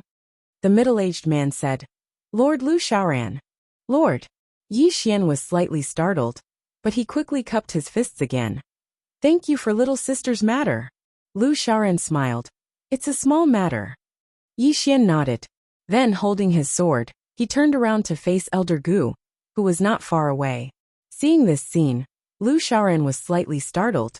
Not only Lu Xiaoran, but the surrounding people were also startled. This guy still won't let it go? Han Xiangmeng and the old man beside her had their faces sunk. Elder Lu was an elder of the drunken immortal house. Even though he was only a small elder in the outer house, he was still an elder of the drunken immortal house. No matter what, they couldn't let him be killed by Yi Xian. Otherwise, it would be the same as slapping the drunken immortal in's face. Yi Xian walked in front of Elder Gu, while Han Xiangming stood in front of Yi Xian. Young Master Yi, the drunken immortal in will deal with this matter. Don't worry, we will severely punish him, and give young Master Yi an explanation. Yi Xian looked at Han Xiangming coldly. Get lost. Han Xiangming's brows instantly knitted together. Just as she was about to speak, Yi Xian walked in front of her and looked straight at her.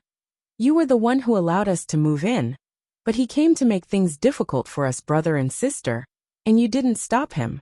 Let me guess, you probably want to see my true strength and background, and at the same time, you want me to become enemies with this person, so that both of us will be injured, and then you will be the fisherman who benefits, right?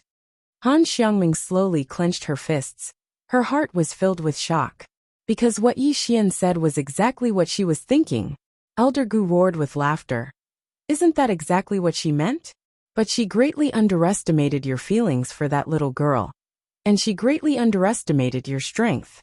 Otherwise, she would have risked her life to protect that little girl, and then befriend you and do you a favor. Unfortunately, she miscalculated. Haha. Right at this moment, Yi Xian's sword suddenly pierced through the center of Elder Gu's brows. Hiss! Blood splattered. The expressions of everyone in the surroundings changed drastically when they witnessed this scene. This was a public provocation against the drunken immortal inn. Han Xiangming's face turned slightly pale at this moment. This wasn't the end, it had just begun. Yi Xian sheathed his sword. And then he turned around and walked over to Yi Ling. I want everyone who bullies you in this world to never see the next sunrise. Yi Ling's tears immediately flowed out. Just at this moment, the cloud ship suddenly came to a stop. On the other side of the cloud ship, a red-crowned crane flew over. The red-crowned crane was extremely huge, with a wingspan of at least 10 zhang. On the back of the red-crowned crane stood a scholarly middle-aged man. The middle-aged man held a white jade fan in his hand. It didn't take long for the crane to descend onto the cloud vessel, and then a powerful gust of wind instantly blasted countless people back. The middle-aged man walked down slowly from the crane. Han Xiangming and the old man's expressions changed drastically because they hadn't expected this person to be here. They immediately hurriedly walked over and bowed slightly. Greetings, Tower Master Han. The city governor of Thousand Mountain City, Lu Xiaoran, had a solemn expression on his face when he heard this. The drunken immortal inn had a total of 9 levels, and every single level had a tower master. Not only did every single tower master possess enormous authority, their strength was unfathomable as well. Tower Master Han was probably in charge of everything within the drunken immortal inn, and even the king of the kingdom of Jiang had to be courteous to her. Tower Master Han nodded slightly, and then he glanced at Elder Gu's corpse and said, He's dead? Han Xiangming and the old man didn't dare answer him, and they just lowered their heads slightly. Tower Master Han turned around to gaze at Yi Xian, and then he sized up Yi Xian while a trace of surprise could be seen in his eyes. Such a solid foundation is quite rare. Not only that, he's also a swordsman and has a clear sword heart. How rare. I never expected the kingdom of Jiang to be filled with so many geniuses. As he spoke, he glanced at the surroundings. Everyone, this is a private matter of my drunken immortal inn. Go rest. How could they dare to stay here? They hurriedly turned around and returned to their rooms. On the other hand, the city governor of Thousand Mountain City, Lu Xiaoran, glanced at Yi Xian, and then he brought the unwilling little fatty back to his room as well. Only a few people remained on the deck of the cloud vessel. Tower Master Han's gaze descended onto Yi Xian once more. It's impossible for a person like you to appear in an ordinary place. Tell me, which power do you belong to? I'm really curious about exactly what made you dare to kill a member of my drunken immortal inn. Yi Xian shook his head and smiled. What? Would I be able to live if the power behind me was great? Tower Master Han shook his head. No. You killed an elder of my drunken immortal inn in such an open and above-board manner, and that's an act of contempt towards my drunken immortal inn. So no matter who you are or who's behind you, you must die today. Even though it's a pity, it can't be helped. My drunken immortal in can't lose face amongst the kingdoms of Pine Prefecture. As he spoke, he seemed to have thought of something and added, I'm asking about the power behind you because I want to decide if I should pursue the matter, not because I'm afraid of the power behind you. There's no power in the kingdom of Jiang that my drunken immortal in can't afford to offend. Yi Xian fell silent. Power? How could he have any power? He didn't even have any backing. However, he still didn't regret killing those fellows. Brainless? Impulsive? He admitted that he was brainless, and he admitted that he was impulsive. However, if he was given a choice, he would do the same without hesitation. Because if he didn't kill those fellows, the drunken immortal in would at most punish them. Even if they were to be punished, they would return to their comfortable lives in a few years' time. As for his sister, would she be beaten up for nothing? No. He could endure being beaten up for his sister. However, he Yi Xian could not bear to beat up his sister. Tower Master Han said indifferently, Why? You don't want to say? Yi Xian smiled. There's no power behind me. Really, I'm not lying to you. Tower Master Han squinted her eyes. Without any backing, you dared to kill my drunken immortal In's men? Yi Xian stared at the scholarly man in front of him. Since the drunken immortal in is bullying others, I killed them. It's that simple. The scholarly man chuckled. Bullying others? In this world, only the strong are respected. My drunken immortal in is bullying others. Just endure it, and you will have your own place in the future. To ruin your future just to vent your anger. You are stupid, do you know that? Yi Xian straightened his back. How can a swordsman's spine bend? The scholarly man smiled. Swordsman, that's true. A swordsman that bends is no longer a swordsman. Forget it. Since you said that you don't have any backing, then you will bear this alone. I will be with Big Brother. At this moment, Yi Ling suddenly hugged Yi Xian. She stared at the scholarly man. Us siblings will bear this together. Tower Master Han glanced at Yi Ling and smiled. All right, I will help you two siblings. As she spoke, she looked at the old man not far away. Hang their corpses at the bow of the ship. Let the world know what happens to those who offend my drunken immortal in. I will also let the world know that my drunken immortal in is bullying others. If you are not satisfied, then feel free to come. As she spoke, she turned to leave. But at this moment, the sword on Yi Xian's waist trembled violently. Yi Xian was stunned. Tower Master Han turned to look at the bow of the ship. Not only Tower Master Han, everyone else also looked at the bow of the ship. At the bow of the ship, a woman had appeared out of nowhere. She had waist-length hair and wore a plain dress. Her back was facing them, and her right hand was behind her back. Between her fingertips, there was a black and a white object spinning. She stood at the bow of the ship and looked down at the ship, allowing the wind to lift her hair and dress. Everyone was stunned. Who was this person? On the other hand, Tower Lord Han's expression sank, because he didn't notice when the woman appeared there. Just as Tower Master Han was about to speak, the woman suddenly spoke. Let me teach you what it means to bully others. I will let your drunken immortal in fight the best. If you use two swords, it will be my loss.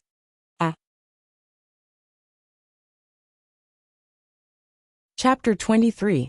Yi Xian was stunned when he heard this voice. What a familiar voice. In the next moment his figure trembled, because it was the voice of that mysterious woman from within the pagoda of Pagoda. She's out. She can come out. Yi Xian was completely stunned. Tower Master Han's eyes narrowed slightly when she heard the mysterious woman. You want my immortal indulgence brothel to come out? What high-sounding sentiments. Not to mention you.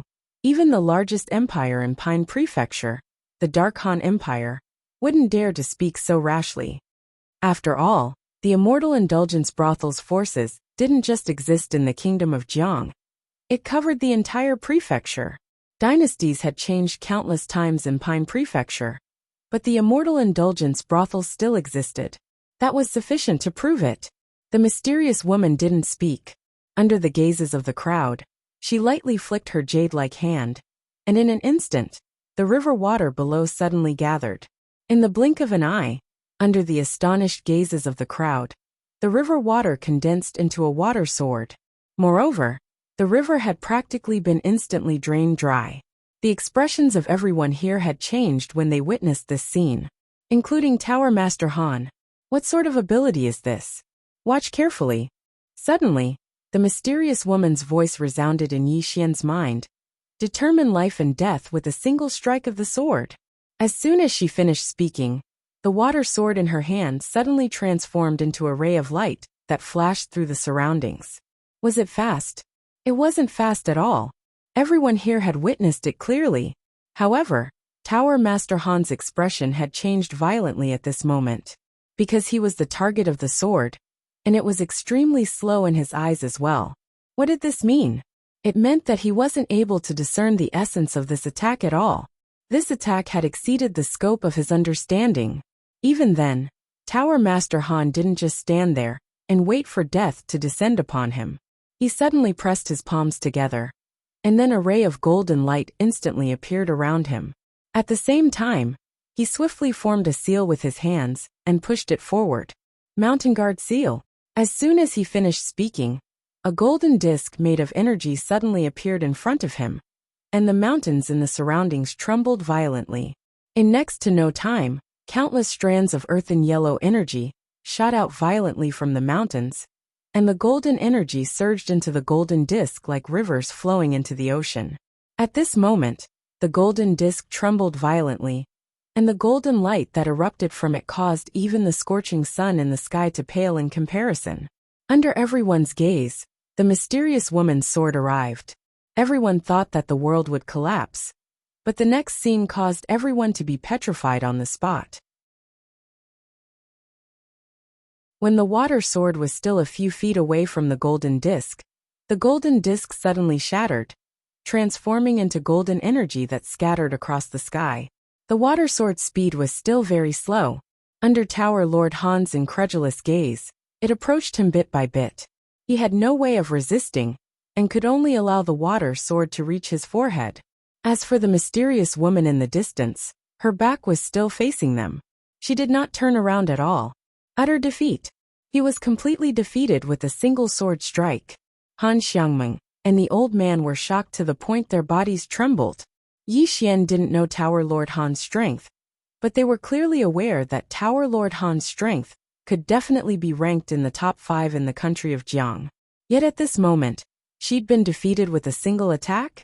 Is she an expert at the Sword Master realm? Meanwhile, the mysterious woman's voice resounded abruptly. A single attack determines life and death. If I want him to live, then he will live. If I want him to die, then he will die. If I attack, then my enemy's life will be at the mercy of my sword. Understand? Yi Xian gulped. I don't really understand. The mysterious woman nodded slightly. That's normal. If you explain it clearly, then I'll have to beat you up. The profundity of this sword technique isn't something that you can comprehend right now. However, now that you've seen this attack of mine, you should have a rough understanding of it. It'll be extremely beneficial to you. Yi Xian bowed deeply. I understand. The mysterious woman nodded and continued. Ask the strongest fighter of the Immortal Indulgence Pavilion to come forth. If he can't finish him with a single attack, then I'll consider it my loss. Everyone. Tower Lord Han looked at the mysterious woman and smiled bitterly. Senior, this time, my Immortal Indulgence Pavilion. Tower Lord Han's voice suddenly stopped because the water sword between his eyebrows had already pierced half an inch into his forehead. Fresh blood flowed out. The mysterious woman's voice resounded again. You're too weak, so don't speak. I won't kill you because I want you to watch how I use my power to bully your Immortal Indulgence Pavilion. Now, call the strongest fighter of your Immortal Indulgence Pavilion out. At this moment, Tower Lord Han's expression was as ugly as if he had eaten 10 caddies of shit. He knew that the Immortal Indulgence Pavilion had kicked an iron plate this time. However, why would there be such a terrifying expert in this tiny country of Jiang? At this moment, a black dot appeared in the distant sky. Soon the black dot grew larger and larger. At the same time, a loud laughter resounded in the sky. I am the 8th floor lord of the Immortal Indulgence Pavilion.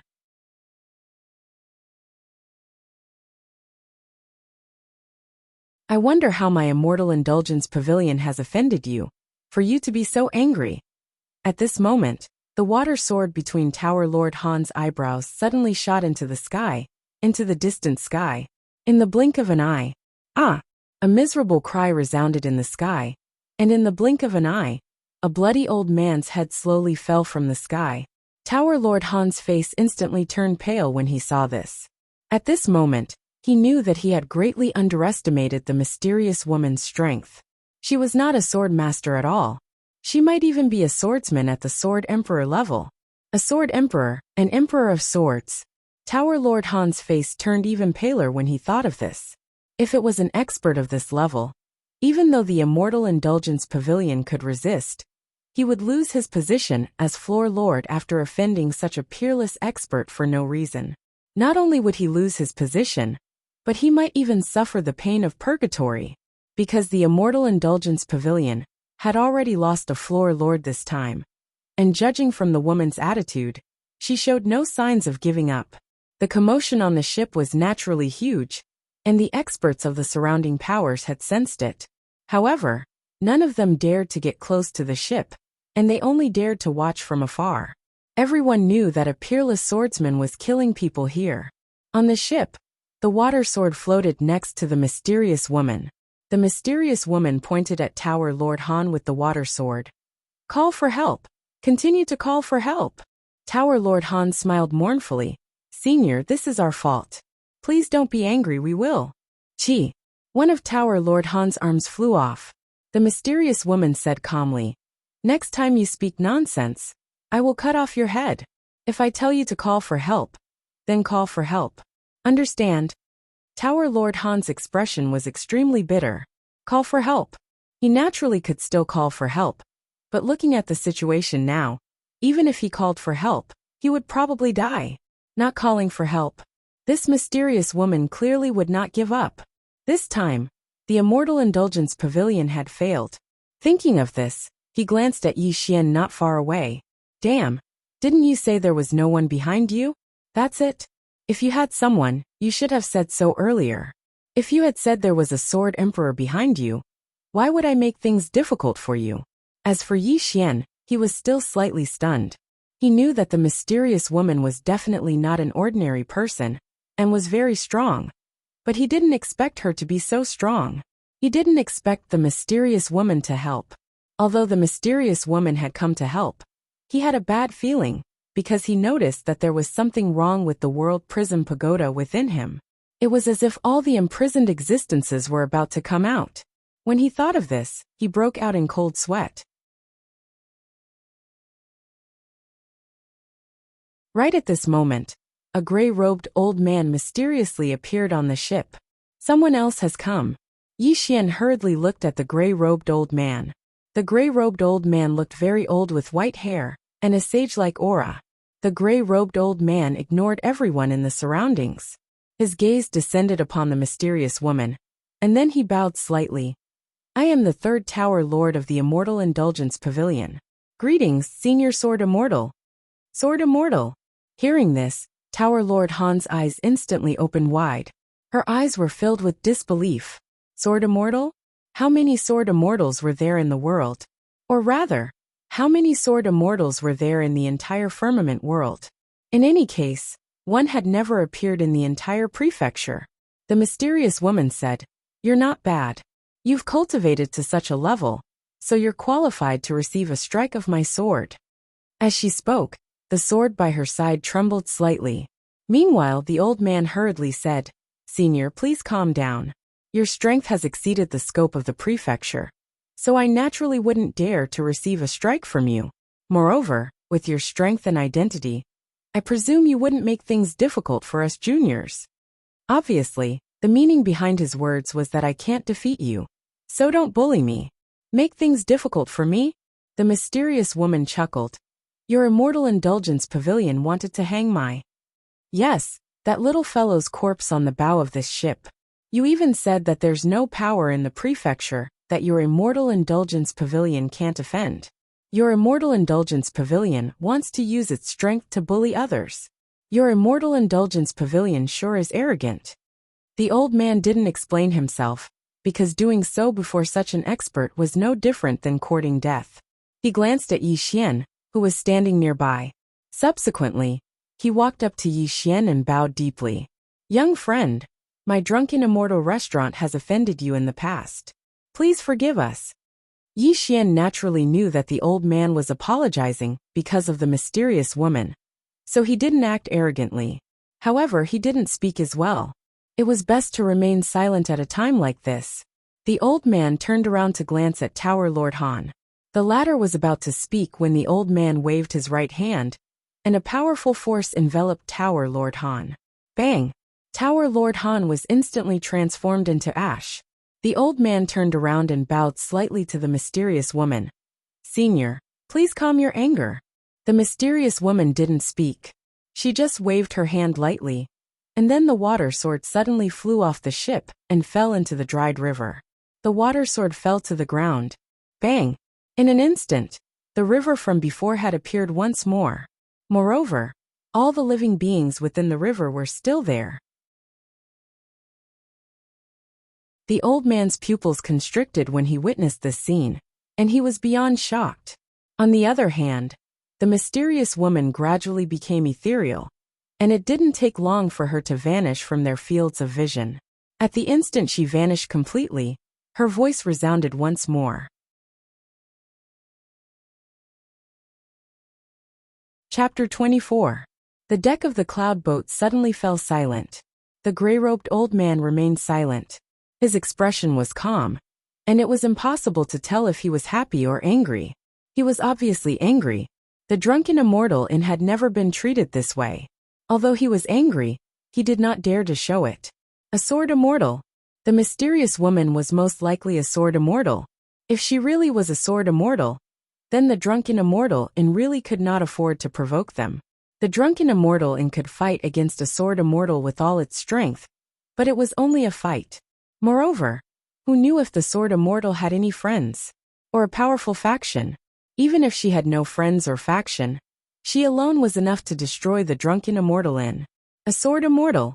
How terrifying was the battle strength of such a person? Apart from the guardians of heaven and earth, the worst person to provoke was a swordsman.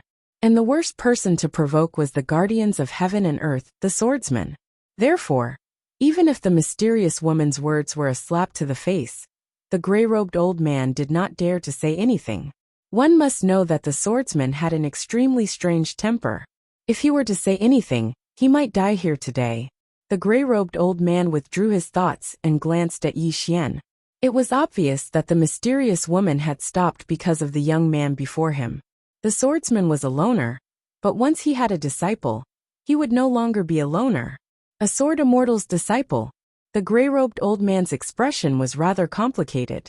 He should have tried his best to rope such a person in, but it had come to this. With this thought, the gray-robed old man walked in front of Yi Xian.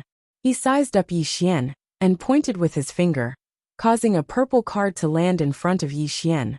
Young friend, the matter between you and the drunken immortal is over. This is a VIP card of the drunken immortal. It's a small token of my appreciation, please accept it. Han Xiangming suddenly explained. This is a purple card. With this card, you can enjoy a 50% discount on anything you buy in the Drunken Immortal Inn. Apart from that, if you sell anything in the Drunken Immortal Inn, the Drunken Immortal Inn will not charge any commission. Not only that, this card also has many other benefits. Young master, you will find out in the future. Yi Xian naturally didn't refuse. He accepted the purple card and cupped his fists. Junior is going to rest. Goodbye. After that, he pulled Yi Ling away. After Yi Xian and his sister left, Han Xiangmeng and the old man beside her slowly knelt down. The gray-robed elder slowly closed his eyes. Your grandfather used to be one of my subordinates. Of course, I didn't treat him as a subordinate. I treated him as a brother. You're his granddaughter, so you're also half my granddaughter. Han Xiangming slightly lowered her head, not daring to speak. The gray-robed old man shook his head. You're his only bloodline, so I don't want to kill you. But don't interfere in the matters of the Drunken Immortal restaurant for now. Go back to the imperial capital and reflect on yourself. Hearing this, Han Xiangming's face instantly turned pale. His many years of hard work had all gone up in smoke. The gray-robed elder glanced at the river below, and slowly clenched his right hand. Sword immortal. I never thought that I would be able to see a sword immortal in this life, but in such a way. After that, he turned around and disappeared into the horizon. On the deck of the cloud ship, Han Xiangming bitterly smiled. Was I wrong? Beside Han Xiangming, the old man solemnly said, Miss, the affairs of the world are unpredictable. There's no need to blame yourself. Han Xiangming shook her head. If I had sincerely befriended him before, with his potential and the people behind him, it would have been easy for me to enter the core of the Drunken Immortal restaurant in the future. Unfortunately, I was too calculative and missed the chance to change my fate, and my family's fate. The old man slightly lowered his head and did not speak. Han Xiangming stood up and looked at the horizon. Fine, I'll take it as a lesson today. After that she turned around and left. Yi Xian brought his sister Yi Ling back to their private room. It was the ordinary room. The two of them did not want to stay in a special room. Inside the room, Yi Xian coaxed Yi Ling to sleep before entering the World Prison Pagoda. Just as he entered the World Prison Pagoda, he found that something was wrong. He found that the second floor had moved. Noticing this, Yi Xian's expression changed. Just as he was about to speak, the mysterious woman's voice sounded again. Have you vented your anger? Yi Xian bowed deeply. Many thanks for Senior's help, the mysterious woman coldly said. Help? Do you know why I helped? Yi Xian shook his head. The mysterious woman said. Do you remember what I asked you before? I asked you, do you know the consequences of that sword? Yi Xian nodded. The mysterious woman said. At that time, if you did not use that sword, I would not have helped you today. Yi Xian was stunned. He did not understand. Why? If I did not use my sword, the matter would have been settled. Humph. The mysterious woman coldly said. Settled? It's understandable to be sly, but if someone close to you is treated like that, and you still think about the consequences, then what right does that person have to wield a sword? Moreover, if you did not use that sword, your heart would be sullen, and your sword Dao heart would be shattered. You would never have the chance to become a powerful swordsman in this life. My sword heart would be shattered. Why? Yi Xian was puzzled. The mysterious woman said, Swordsman cultivates the sword, but also the heart, and the heart is the true heart. At that moment, you wanted to seek justice for your sister. You wanted to kill someone, but if you were worried about the consequences and went against your conscience, doing things in a roundabout way to settle this matter, you would also be going against your conscience. Of course, you might not feel that doing so would have any impact, but the truth is that your sword would be bound by yourself, and the sword heart that you had just achieved would also dissipate in an instant. Yi Xian smiled bitterly. Senior, if swordsmen are all so stubborn, I'm afraid they won't live long. The mysterious woman said softly. This is the reason why there are so few swordsmen in this world, especially true sword immortals. There are even fewer of them. This is also what I've told you before. The path of the sword Dao is harder than you think. Yi Xian took a deep breath. Now he could feel a little bit. At this time the mysterious woman said again, I can't do it, but do you know the consequences? Consequences? Yi Xian was stunned, subconsciously asked, What consequences? The mysterious woman said, I've told you before, the seal of this pagoda has been loosened, and my action this time affected the seal of every layer of this pagoda. To put it simply, those seals will be unlocked ahead of time. And to put it more simply, the seal of the second layer will be unlocked ahead of time. At most, in 4 to 5 months, the seal of the second layer will completely disappear. At that time, if you can't find the Dao Law, you will die without a doubt. Don't even think about doing anything to me. If I help you deal with the existence on the second layer, then all the seals of this pagoda will loosen. At that time, the consequences will be very severe. Besides that, I won't destroy the seals of this pagoda because of you. Understand? Yi Xian fell silent for a moment, and then he said, Senior, can't you do it again? The mysterious woman said, At the very least, I can't do it again before you find the Dao Law. It's even to the extent that I can't leave this pagoda again.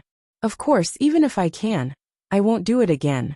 To be honest, I only did it because you dared to draw your sword to seek justice for your younger sister. And it was also because I can't stand the sight of that fellow. Understand? Yi Xian nodded. I understand. He was very clearly aware that one had to rely on oneself, and he was very clearly aware that even if she'd helped him once, it didn't represent that she would help him a second time.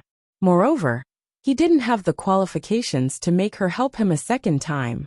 It was already an enormous favor that she'd done him a single time. Yi Xian wasn't an ingrate, and he wouldn't take it for granted that she helped him. Moreover, he wouldn't ask her to help him whenever he encountered trouble in the future. Being strong was the way to go. Thus, he didn't have any thoughts of relying on her.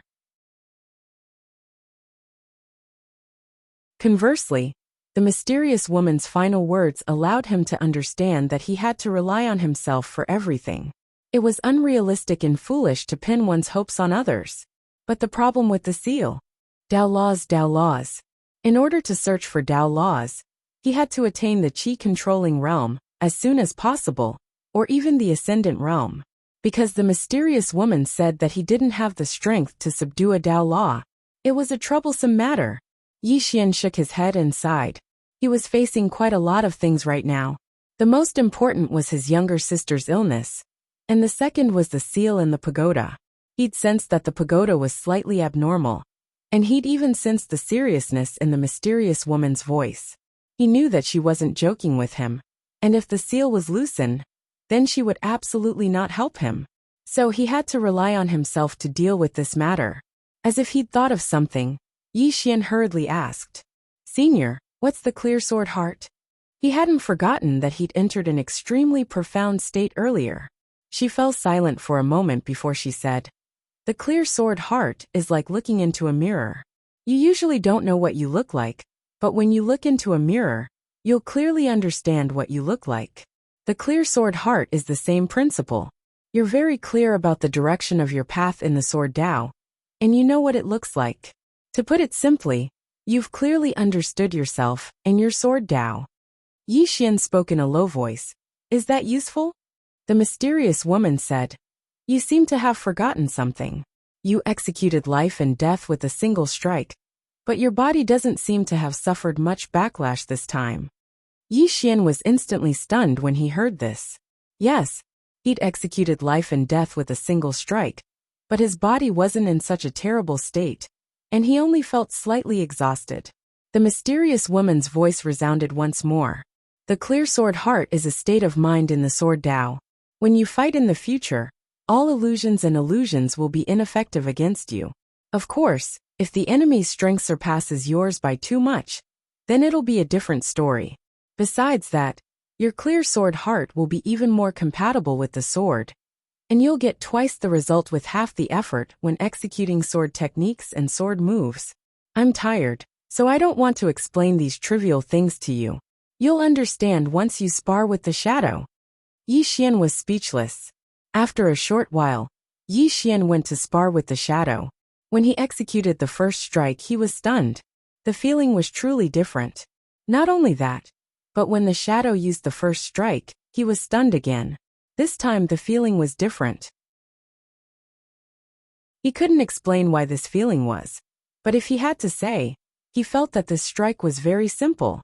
After a quarter of an hour, Yi Xian stopped, and there was a sword in the chest of the shadow in front of him. In the blink of an eye, the shadow slowly dissipated. Yi Xian bowed his head slightly and remained silent. After a while, he put away the Ling Xiao sword. Looking at the Ling Xiao sword in his hand, he was silent for a long time, and then murmured softly, "Now I feel that this sword is mine." P.S. The new writing is very detailed and very serious, so it's very slow. If I really update 4 or 5 chapters a day, maybe you guys won't like reading it so much. Because in a situation where there are many chapters, there will definitely be mistakes. No one can write more than 10,000 words a day and still be meticulous. Of course, there will definitely be outbursts. Old readers know that I have a habit. In addition to stable updates and not being late, the other is outbursts. While I'm at it, I want tickets, recommendation tickets, monthly tickets, whatever you have. It's too important to the new book. Thank you everyone for your support.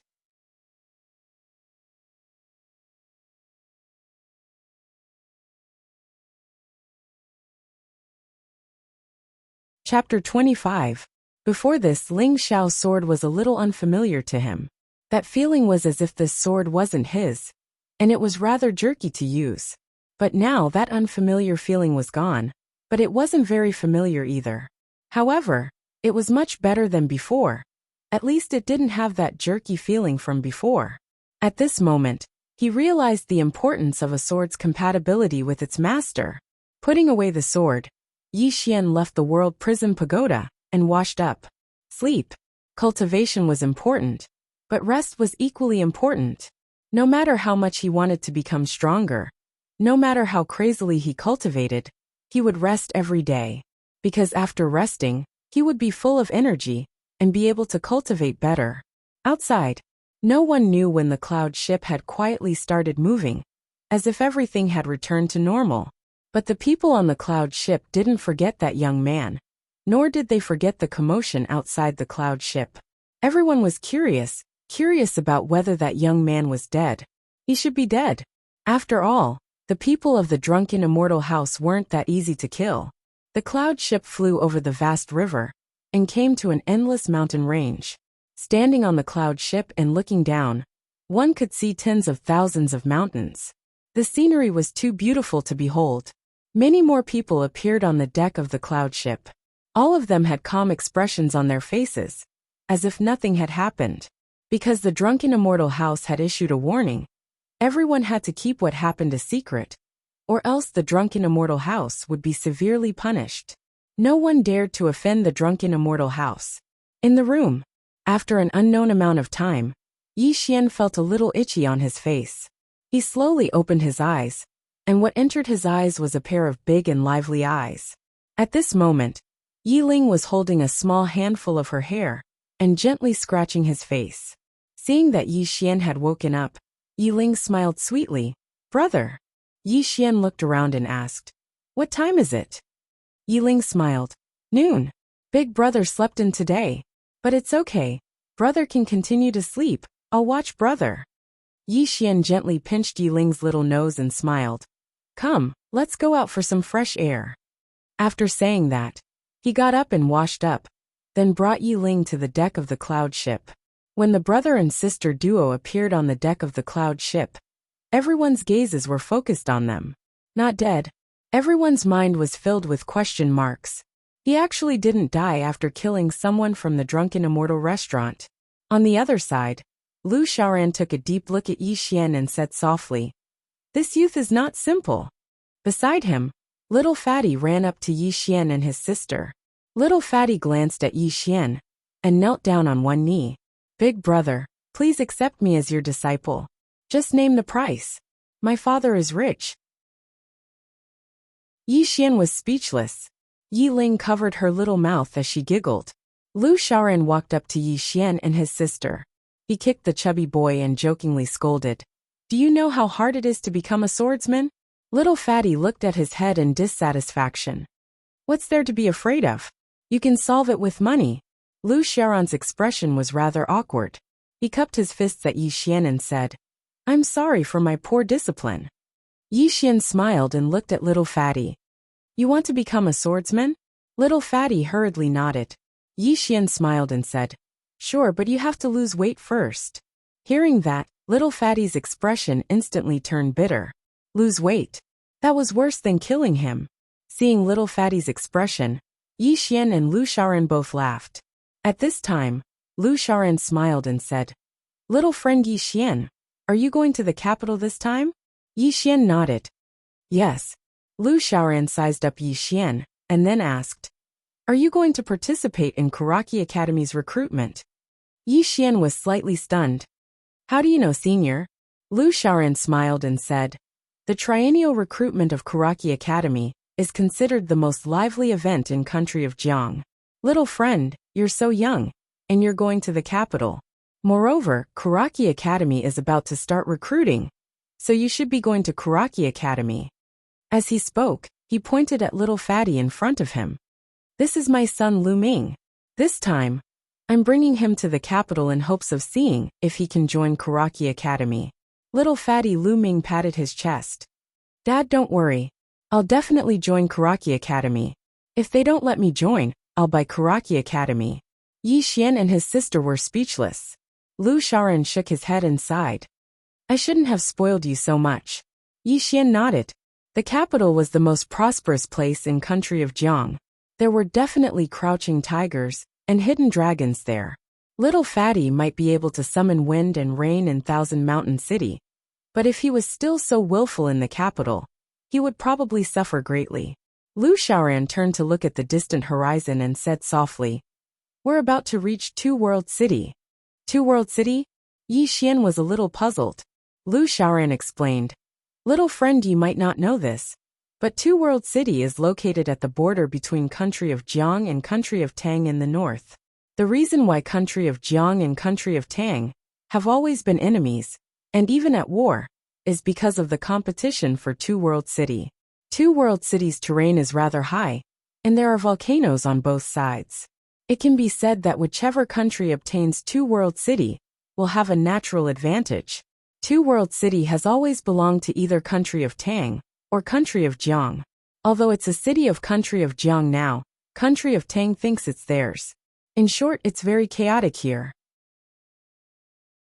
Yi Xian said solemnly, Will we stop there? Lu Shaoran nodded. The cloud ship needs to refuel, so we should stay there for half a day. Yi Xian said, Senior Lu, are you afraid that something will happen? Lu Shaoran smiled and said, There shouldn't be anything wrong. It's just that it looks quite troublesome. Although country of Jiang is in charge of that place, country of Tang's people can come and go as they please. They can even openly provoke the city. Sigh, it's a long story. Yi Xian nodded and did not say anything. After chatting with Lu Shaoran for a while, Yi Xian brought Yi Ling to the bow of the ship. Looking at the mountains and rivers below the ship, Yi Xian slowly clenched his right hand. One day, I will ride my sword and look down on this world. As he spoke, he hurriedly asked in his heart, Senior, can I ride my sword now? Yes, the mysterious woman said. Hearing this, Yi Xian was overjoyed. At this moment, the mysterious woman said, You can do it in your dreams. Yi Xian was speechless.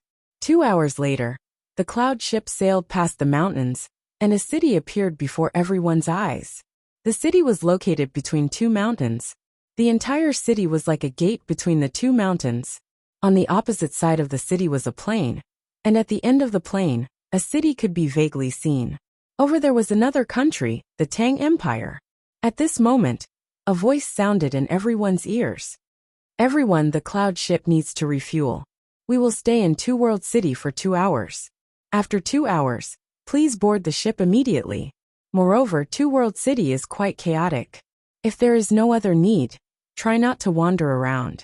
As the voice fell, the cloud ship trembled violently. Soon, the cloud ship began to slowly descend.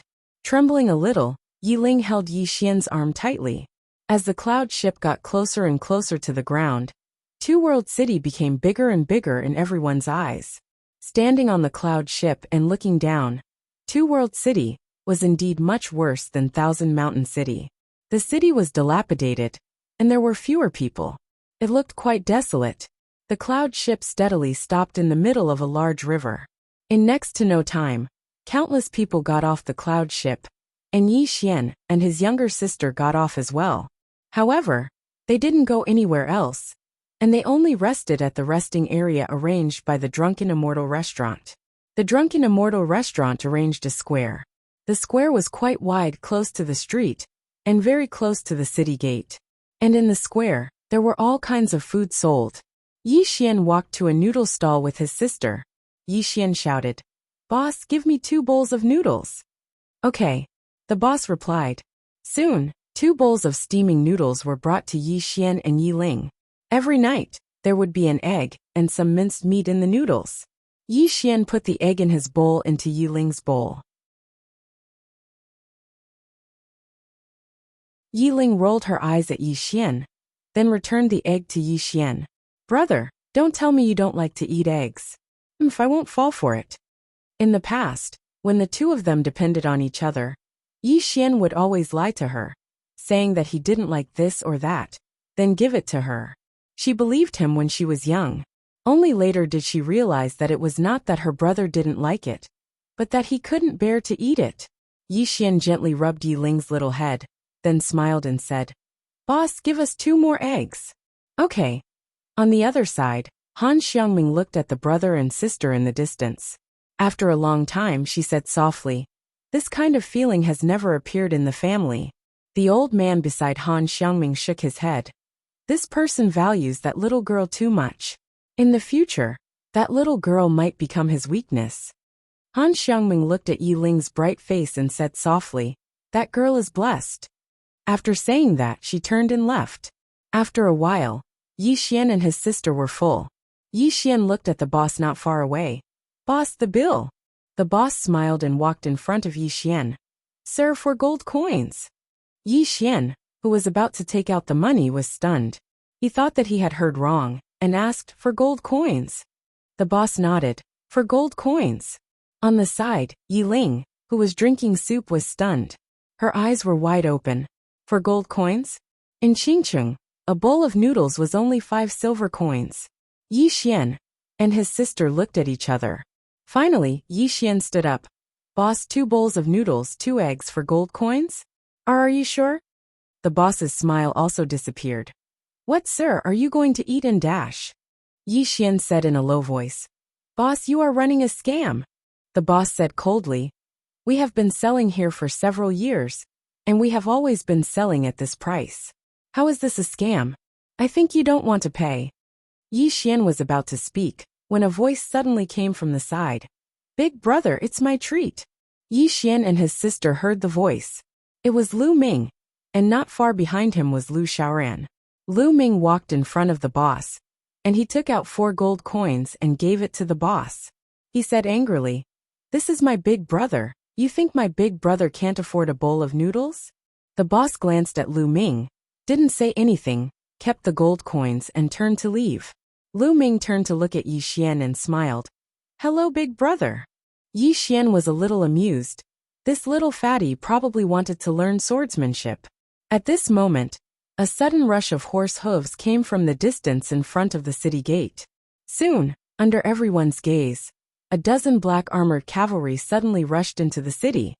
"Tang Empire." Beside Yi Xian, Lu Xiaoran said in a low voice, "This should be the Tang Empire's black-armored cavalry. Why are they here? Are they going to start a war?" Black-armored cavalry.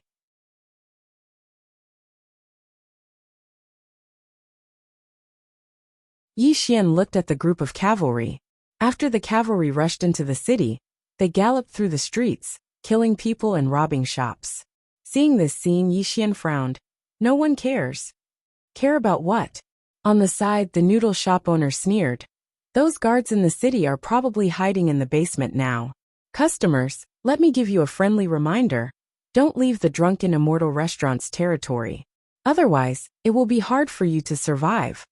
Just as Yi Xian was about to speak, the group of black-armored cavalry suddenly rushed out of the city. There were some baggage on their backs, as well as some crying women. "Ha ha!" The leader of the black-armored cavalry laughed maniacally. "None of the men of Jiang country have balls. They're all trash, ha ha." As he spoke, he began to tear off the clothes of a woman in front of him. In an instant, the woman was only left with her underwear. The surrounding people were filled with righteous indignation, but no one cared about it. "Ha ha!" The leader of the black-armored cavalry laughed maniacally. "Men of Jiang country, watch out for me. Not only will I rob your wealth, I will also sleep with your women. Ha ha!" At this moment, Yi Xian suddenly turned to look at Lu Xiaoran. "Senior, please take care of my sister." With that, Yi Xian picked up the bench beside him and rushed out.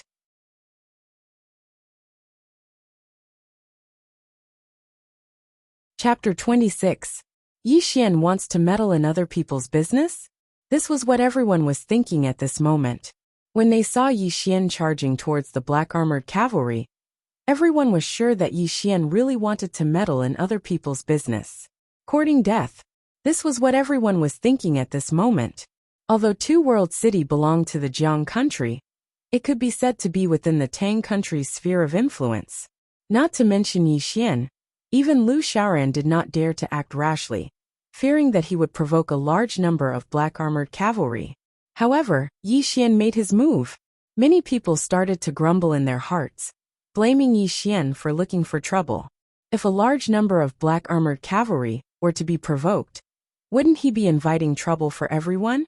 Somewhere, Han Xiangming glanced at Yi Xian, who was charging out, and shook her head. This person never thinks about the consequences of his actions, and will cause countless troubles. The old man beside her nodded. There's no point in doing such a strenuous and unrewarding thing, and it might even lead to greater troubles.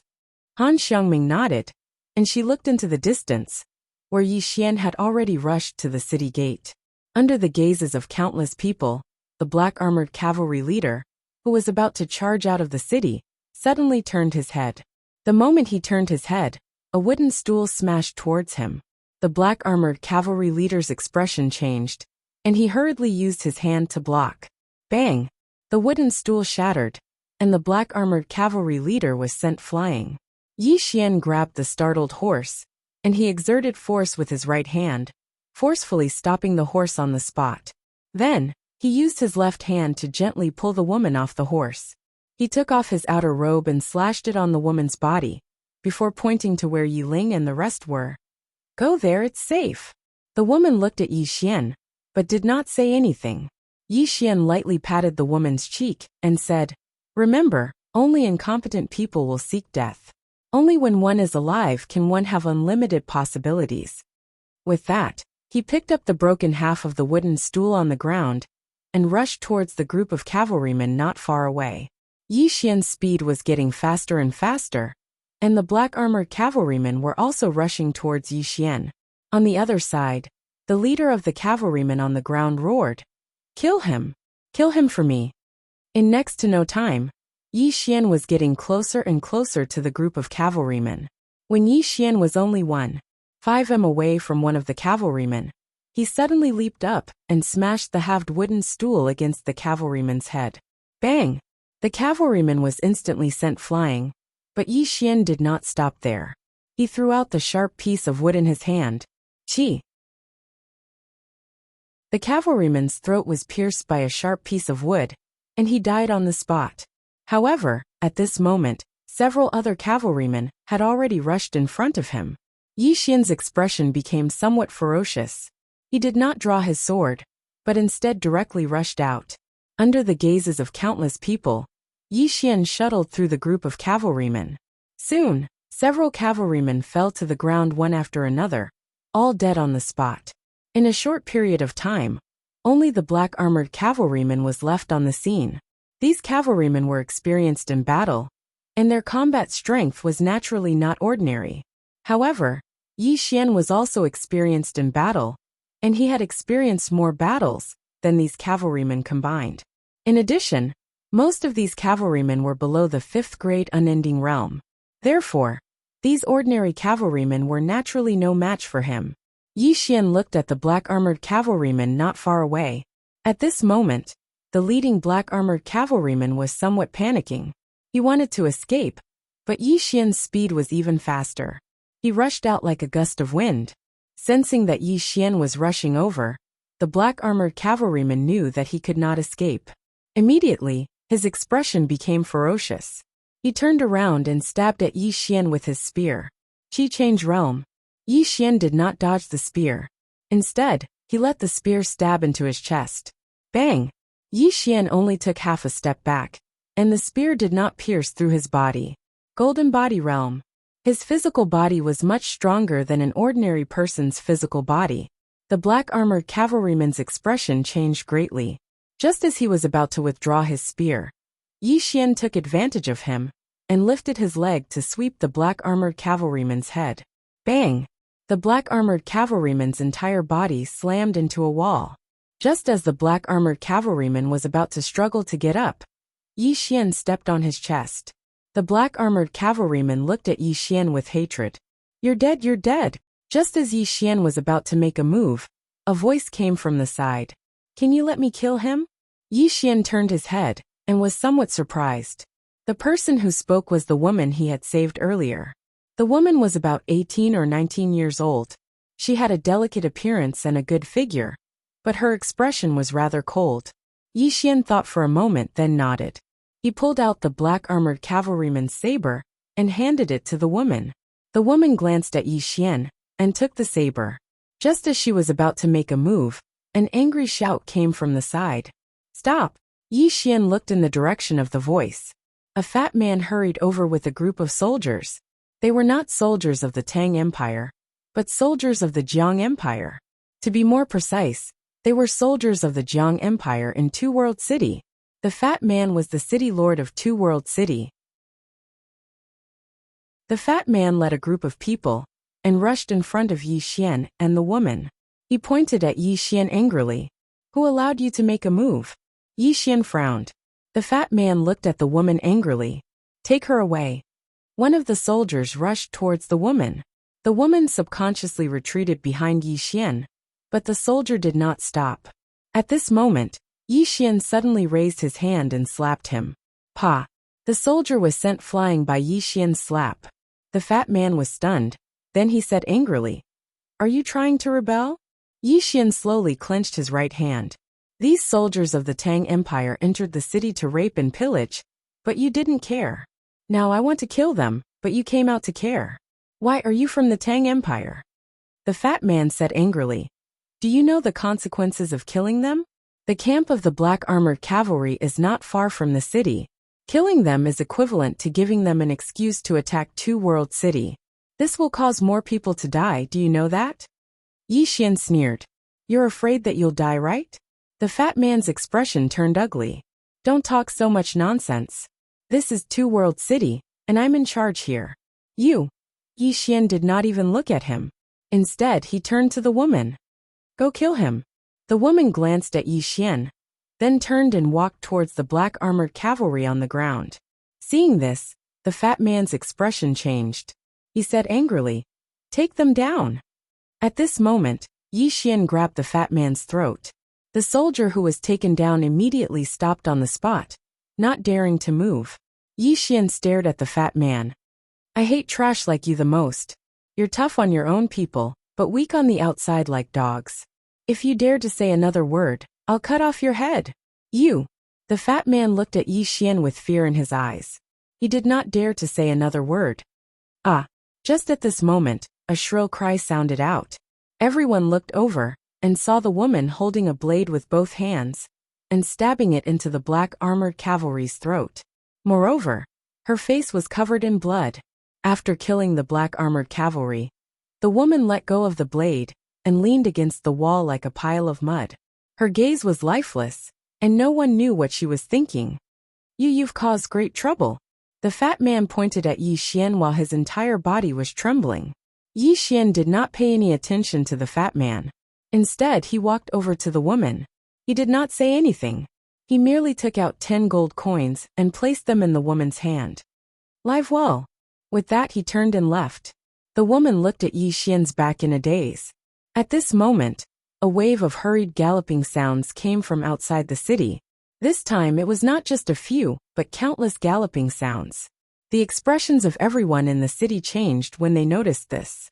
This included Lu Xiaoran and the others who were not far away. The fat man glanced outside the city. The next moment his face turned pale. "It's over. It's the black armored cavalry. They're here. They're here." With that, he pointed at Yi Xian angrily. "It's all your fault. You've harmed the entire city. It's you." Around them, some of the citizens in the city also looked at Yi Xian resentfully. Clearly, they were blaming Yi Xian for being a busybody and bringing disaster upon himself. At this moment, the mysterious woman's voice rang in Yi Xian's mind. "How do you feel when you've done something righteous and are treated this way?" Yi Xian said calmly. "Whatever I do, it's only to be worthy of my heart. It's not for others to see. How they view me is their business." The mysterious woman did not say anything. Yi Xian walked slowly towards the distant city gate. At this moment, Yi Ling suddenly shouted, "Brother!" Yi Xian's body trembled slightly. He stopped and turned to glance at Yi Ling. He smiled and said, It's fine. Order another bowl of noodles for brother. Brother will be right back. With that said, he turned and walked towards the city gate. Behind him, Yi Ling watched as tears flowed from his eyes. Yi Xian walked outside the city gate. He had just walked outside the city gate when he suddenly stopped and turned around. Behind him, the woman from before followed closely. She just followed him like that without saying a word. And at this moment, the city gate suddenly closed. In front of the city gate stood a man and a woman. Facing them were thousands of black armored cavalry. Thousands of black armored cavalrymen charged at him together. Their momentum was so great that even Yi Xian was moved. He knew he couldn't beat them. He really couldn't beat them. Not to mention him. Even Lanxiao, who was already at the levitation realm, was absolutely unable to resist the charge of thousands of black armored cavalry. He couldn't beat them, but he still wanted to fight. Yi Xian didn't know why he had to fight, but he just wanted to fight. My name is Ayu. Behind Yi Xian, the woman suddenly said. Yi Xian nodded. My name is Yi Xian. Ayu glanced at Yi Xian. Yi Xian. I'll remember it. In my next life, and the life after that, I won't forget it either. Yi Xian didn't hear what the woman said, because he was already walking towards the cavalry. Looking at the menacing cavalry, Yi Xian's gaze gradually became somewhat dazed. He didn't notice that within his body, Ling Xiao's sword was trembling violently. Afraid of death, Yi Xian was also afraid of death. However, there were many times and many things that he had to do even if he died. Yi Xian did not understand the affairs of the country, but he knew that Yi Xian was a citizen of the state of Jiang. The country had many shortcomings, but this was his country. He was a citizen of the state of Jiang. No matter how bad the country was, it was still his home. No matter how bad his own country was, it was not the place for outsiders to insult it. Fight! This time, he didn't do it for his sister, not for himself. Yi Xian quickened his pace. Looking at the menacing group of black armored cavalry, there was no fear in his eyes, only monstrous battle intent. Haha, Yi Xian suddenly laughed crazily. Come! Just as his voice fell, his body suddenly trembled slightly. In the next moment, an invisible force vibrated from within his body. What the hell? Within the prison pagoda, the mysterious woman's astonished voice suddenly sounded. Battle intent? What the hell? A swordsman didn't comprehend sword intent, but instead comprehended battle intent. Did I teach a fake swordsman? Battle intent. Ah.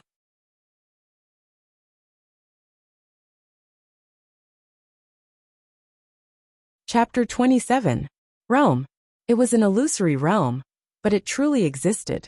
There were many realms in the world, such as sword intent, spear intent, fist intent, killing intent, battle intent, etc. Each realm was extremely difficult to comprehend, just like sword intent.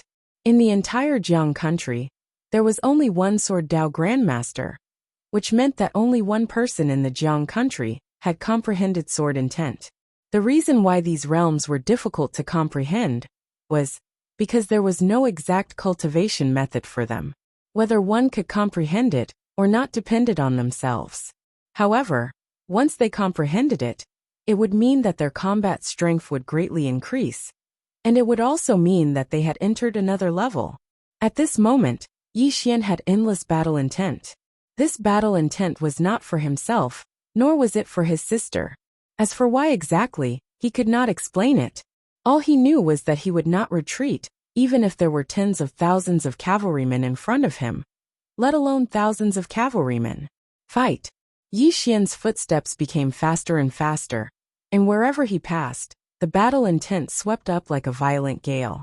Sand and dust flew up from the ground, forming a huge sandstorm around Yi Xian. However, the momentum of the charge of thousands of black-armored cavalrymen was countless times more terrifying than Yi Xian's. However, there was no fear in Yi Xian's eyes. On the contrary, his speed became faster and faster. Behind Yi Xian, Ayu watched as the young man charged towards the black-armored cavalrymen in the distance. As she watched, her gaze became a little dazed. When Yi Xian was still 100 feet away from the black-armored cavalrymen, the middle-aged man in the lead suddenly raised his right hand. In the next moment, Thousands of black-armored cavalrymen stopped in their tracks. They stopped neatly, without the slightest bit of disorder. The middle-aged man's gaze fell on 100 feet to the right of Yi Xian, where a woman was slowly riding a horse. The woman wore a silver soft armor, her long hair was tied into a ponytail, and there was a golden scimitar hanging from her waist. She was not devastatingly beautiful, but her eyes were as sharp as knives. Just like that, she slowly rode her horse towards them, neither hurried nor slow. Silver armor, golden scimitar. The expressions of thousands of black-armored cavalrymen changed. In the entire Jiang country, there was only one person who wore silver armor and had a golden scimitar hanging from her waist. She was the 9th princess of the Jiang country, who was known as the commander. He is also one of the most feared people in the Tang Empire. Not only the Tang Empire, but the surrounding countries were also afraid of him. The Jiang country's 9th princess, and in Lanxiu, were known as the Jiang country's 2 peerless geniuses. Both of them were legends. In front of the thousands of black-armored cavalrymen, the middle-aged man withdrew his gaze. He took a deep look at Yi Xian, who was not far away, then turned around and disappeared into the distance with the thousands of black-armored cavalrymen. It came quickly and left quickly as well. Yi Xian was stunned. Scared off by me? At the thought of this, Yi Xian could not help but feel a little proud. Suddenly, the mysterious woman's voice rang out in his head. I suddenly realized that someone's skin is thicker than the earth. Yi Xian. At this moment, the silver-armored woman arrived in front of Yi Xian. She just stared at Yi Xian. Yi Xian was not stupid.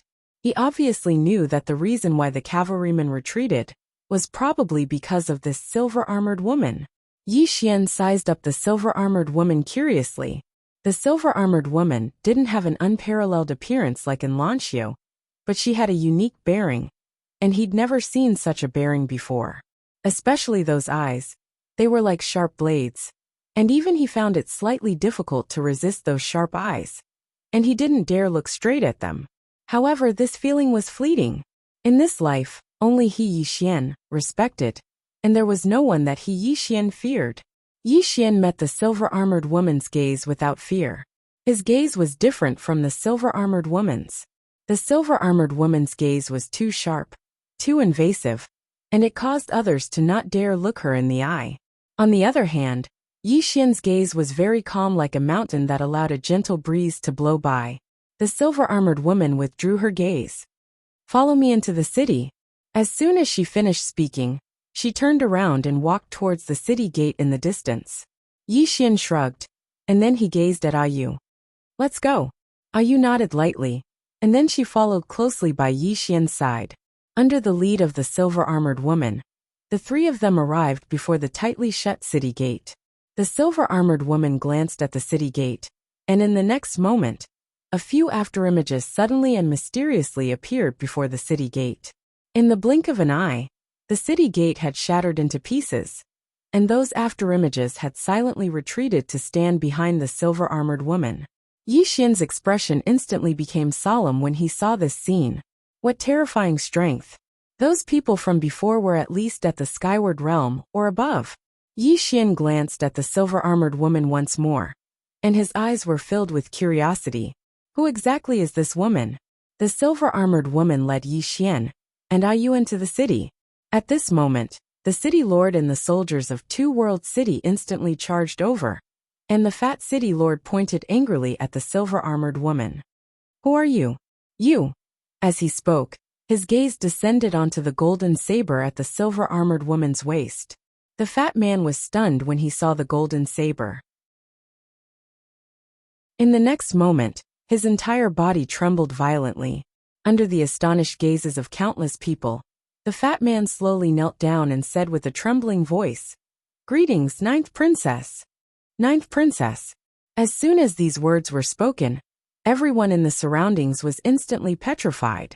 9th Princess, the youngest commander in the history of Jiang Kingdom, and just like in Lanxiu, she was another legend of Jiang Kingdom. On the other side, Han Xiangming was stunned for a moment, and then she hurriedly led the old man towards the silver-armored woman. After being stunned for a moment, Lu Xiaoran hurriedly walked over to the silver-armored woman and bowed respectfully. Thousand Mountain City's City Lord Lu Xiaoran greets ninth princess. The silver-armored woman glanced at Lu Xiaoran. City Lord Lu, although the two-world city is not under your jurisdiction, you are still a citizen of the Jiang country. This time, the Tang Empire came to invade, but you ignored it. You should be punished. I'll punish you with 5 years of salary, and you'll be fully responsible for the funeral of the people who died in the city. Lu Xiaoran bowed deeply. This subordinate is willing to be punished. Han Xiangming walked over to the silver-armored woman and bowed slightly. Han Xiangming of the Immortal Intoxication and greets ninth princess. The silver-armored woman glanced indifferently at Han Xiangming. If you had stood up and said a few words to the people of this city earlier, I would have guaranteed that you would have a meteoric rise in the Immortal Intoxication Inn. Unfortunately, as a citizen of Jiang Kingdom, you don't have any thoughts about your country at all. What qualifications do you have to be a citizen of Jiang Kingdom? From this moment onwards, you are no longer a citizen of Jiang Kingdom. If the Immortal Intoxication Inn dares to let you manage the affairs of the Immortal Intoxication Inn, I will be the first to not forgive you. Hearing this, Han Xiangming's face instantly turned pale. Originally, she still had a little bit of hope, because the third pavilion master had actually given her a chance by asking her to return to the imperial capital. But now, the words of the woman in front of her had cut off all her possibilities. The Immortal Intoxication Inn would not become enemies with such a powerful person for her, because she was not worth it. The silver-armored woman turned to look at the city lord and the soldiers who were still kneeling not far away. The Tang Kingdom attacked, and the city lord of Two World City did not come out to fight. He allowed the people of the city to be slaughtered. This crime is unforgivable, and he should be sentenced to death by 1,000 cuts. As for the rest of the soldiers, they will be assigned to the suicide squad after their injuries have healed. In the future, if they perform meritorious service in the war with Tang Kingdom, today's crime can be pardoned. Take all of them away. Hearing this, the city lord of Two World City fainted. As soon as the silver-armored woman finished speaking, a few black-clothed figures silently appeared, and then the soldiers and the city lord were taken away. The silver-armored woman turned around, and her gaze descended onto Yi Xian. Earlier, no one in the city dared to fight, but you dared. Why? Yi Xian looked the silver-armored woman in the eyes. Even though I'm not a citizen of Two World City, I'm a citizen of Jiang Kingdom. I couldn't bear to watch my fellow citizens being humiliated like this, so I made a move. The silver-armored woman nodded slightly, and there was a trace of admiration in her eyes. If all the men of Jiang Kingdom are like you, then a mere Tang Kingdom would be nothing. Join my army and be a general. How about it? Han Xiangming and Lu Xiaoran's expressions changed when they heard this. The ninth princess has taken a liking to Yi Xian. Moreover, he's a general as soon as he joins the army. Isn't this treatment a little too good? One had to know that a general could lead 100 soldiers. Join the army? Yi Xian was stunned, and then he shook his head. Rejected. Lu Xiaoran wanted to say something but hesitated.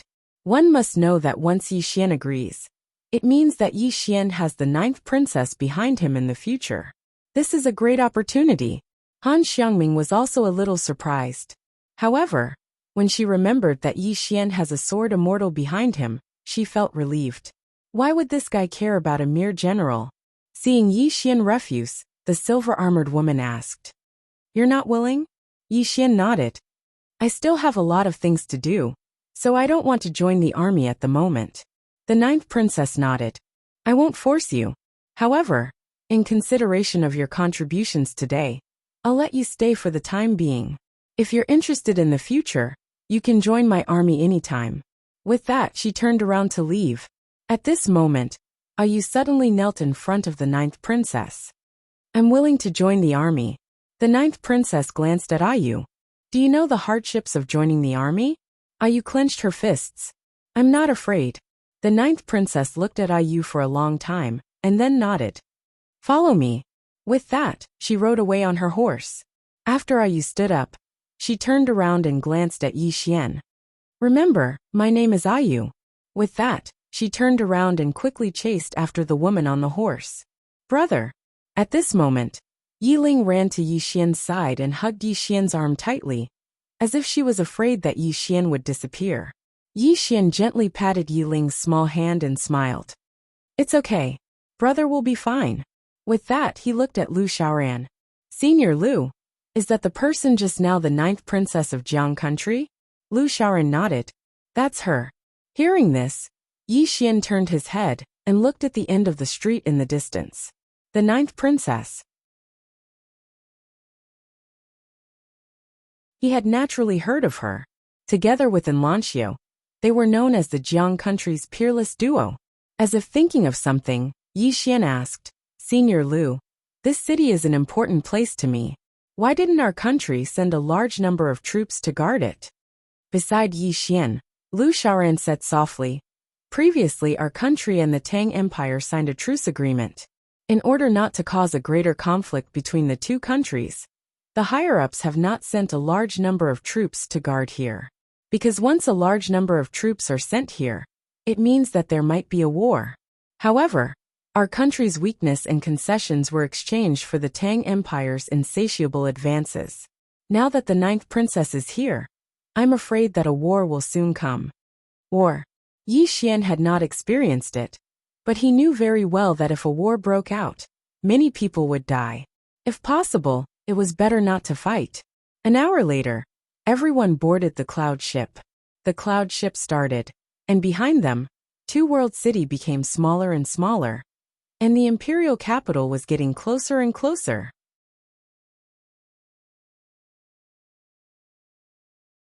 Chapter 28. Life on the cloud boat was rather boring, because there was no entertainment. Apart from playing with his younger sister, Yiling, Yi Xian was cultivating crazily every day. Now that he possessed the battle intent, he could easily defeat the shadow when he fought against it. Battle intent. Yi Xian did not know much about the battle intent that he had just comprehended. He only knew that if he were to activate this battle intent while fighting against the shadow, his combat strength would be greatly enhanced. Moreover, he would become stronger as he fought. This made him rather excited and agitated. The only pity was that it was not sword intent. If it was sword intent, it would mean that he was not a quasi-sword Dao Grandmaster, but a true sword Dao Grandmaster. Although he had comprehended battle intent, he could not be called a martial Dao Grandmaster. That was because he did not know much about the path of martial Dao Yi. Be it sword intent or battle intent, they were a symbol of a martial Dao Grandmaster and a sword Dao Grandmaster. However, it did not mean that one would be a martial Dao Grandmaster or a sword Dao Grandmaster after comprehending the battle intent and sword intent. There were many things that needed to be done. At this moment, he could only say that he had comprehended concepts that he should not have comprehended, and he had to go through the process in between. Of course, it was only a matter of time before he became a martial Dao Grandmaster. In other words, as long as he reached the Qi-controlling realm and could control Qi, he would be a martial Dao Grandmaster to a certain extent. As for how valuable it would depend on his understanding of martial Dao. No matter what, he was already satisfied this time. His sword heart was clear, and he had battle intent. What he wanted to do the most now was to fight Enlancio, who was dressed in white as snow. "You're not a match for that woman right now." The mysterious woman seemed to know what Yi Xian was thinking and said, "When that woman fought you previously, not only did she suppress her cultivation level, but she also suppressed some of her special abilities. In short, she's barely passable." Barely? Yi Xian's expression was rather strange. "Senior, is she barely passable in your eyes?" The mysterious woman said indifferently, "In my eyes she's barely passable, but it's enough for her to look down on countless geniuses below the clouds."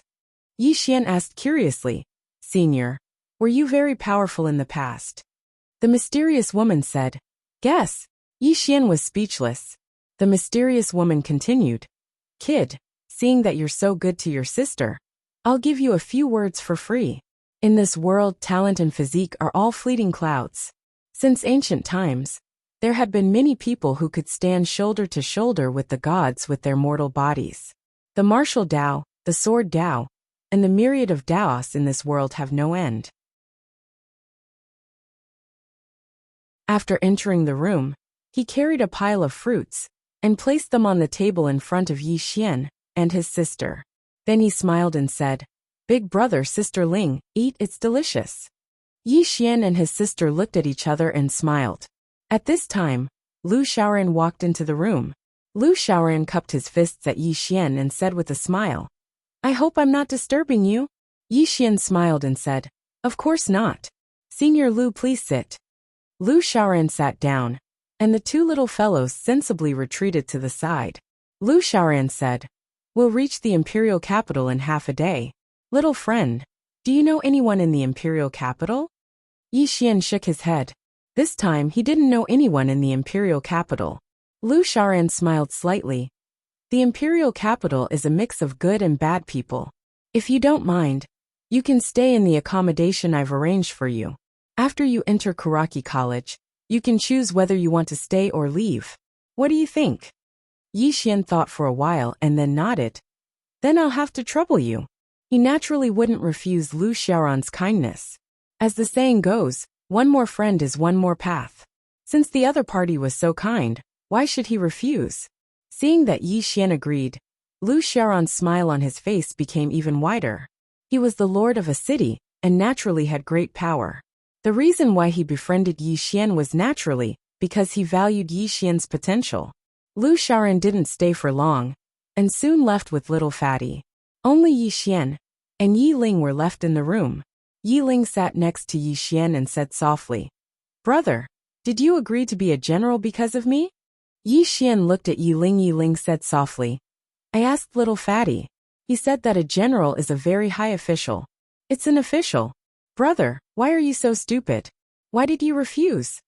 Yi Xian gently rubbed Yi Ling's little head. "What will you do if I become a general?" Yi Ling looked straight at Yi Xian. "I'm your burden, right?" Yi Xian shook his head. "You're the most important person in my life. For you, I can do anything, and I can give up anything." As he spoke, he held Yi Ling's little hand tightly. "Without you, even if I become a sword immortal, it's meaningless." Yi Ling's tears suddenly flowed down. She didn't say anything and just hugged Yi Xian tightly. After a while, Yi Ling felt sleepy and fell asleep. Greedy for sleep. Looking at Yi Ling on the bed, Yi Xian's face was as gloomy as still water. Yi Ling was even more greedy for sleep than before. Fortunately, with the celestial fire warmth jade, she wasn't that cold. However, her situation wasn't good because her face was getting paler. Although she usually didn't say anything, Yi Xian knew very well that she just didn't want him to worry. Yi Xian gently covered Yi Ling with a blanket and left the room to go to the deck of the cloud ship. At the bow of the ship, he looked up into the distance. It was almost dusk, and the sky was fiery red like a huge fire cloth. Under the setting sun, there were thousands of mountains. They were almost at the imperial capital. "Little friend." At this moment, Lu Xiaoran's voice sounded in his ears. Yi Xian turned his head, and Lu Xiaoran walked to his side. Lu Xiaoran said with a smile, "Looking at you, little friend, you seem to be in a hurry to get to the imperial capital." Yi Xian nodded. "Senior, can you tell me more about Karaki College?" Lu Xiaoran nodded his head. Karaki Academy is not a power of the Jiang country. Just like the Drunken Immortal restaurant, they are spread throughout the various countries. And the reason why they are so popular, other than having extremely powerful teachers and various cultivation resources, there is another reason, and that is because of their status. As long as you enter Karaki College, it's equivalent to being labeled as a genius. In the future, you'll be recruited by various forces. As he spoke, he smiled. Those who come from Karaki College will be able to eat well no matter where they go. They might even be recruited by the imperial family. To the disciples of poor families, this is the shortest path to success. To the disciples of the imperial family and the aristocratic families, the identity of a student of Karaki College is a form of protection. Moreover, entering Karaki College allows them to make friends with many geniuses. After all, in the imperial capital, connections are the most important. Yi Xian nodded slightly, and as if he thought of something, he asked, "Is Kingdom Scholar and Lanxio also from Karaki College?" Lu Xiaoran shook his head. Nguesher isn't from Kuraki College. Yi Xian was slightly astonished. Why? Lu Xiaoran smiled. The dean of Kuraki College personally looked for Nguesher, hoping that she would join Kuraki College. However, I heard that she refused. Refused? Yi Xian was stunned. Why? Lu Xiaoran shook his head and smiled. Because there's no mentor in Kuraki College that can teach her. It should be said that she's already qualified to be a mentor. Tell me, isn't it a little ridiculous to ask her to join Kuraki College? Yi Xian was speechless. Lu Xiaoran continued. However, although she didn't join Kuraki College still gave her the honor of being an honorary mentor. Although she doesn't have any real power, other than the dean and a few core members of Kuraki College, everyone else has to pay their respects when they see her. At this point he paused slightly. As far as I know, Nguesher's background isn't simple. However, this isn't something that we should care about. Yi Xian nodded then asked, Senior, I heard that Kuraki College has the best doctors, is that right? Lu Xiaoran nodded. I don't dare say that they have the best, but their treatment methods should be the best in Jiang country. Even the imperial physicians in the palace often go there to ask for advice. And some of the imperial physicians are even from there. Hearing this, Yi Xian's heart relaxed. He turned his head to look into the distance, and at the end of his line of sight, he could vaguely see a majestic ancient city. The imperial capital.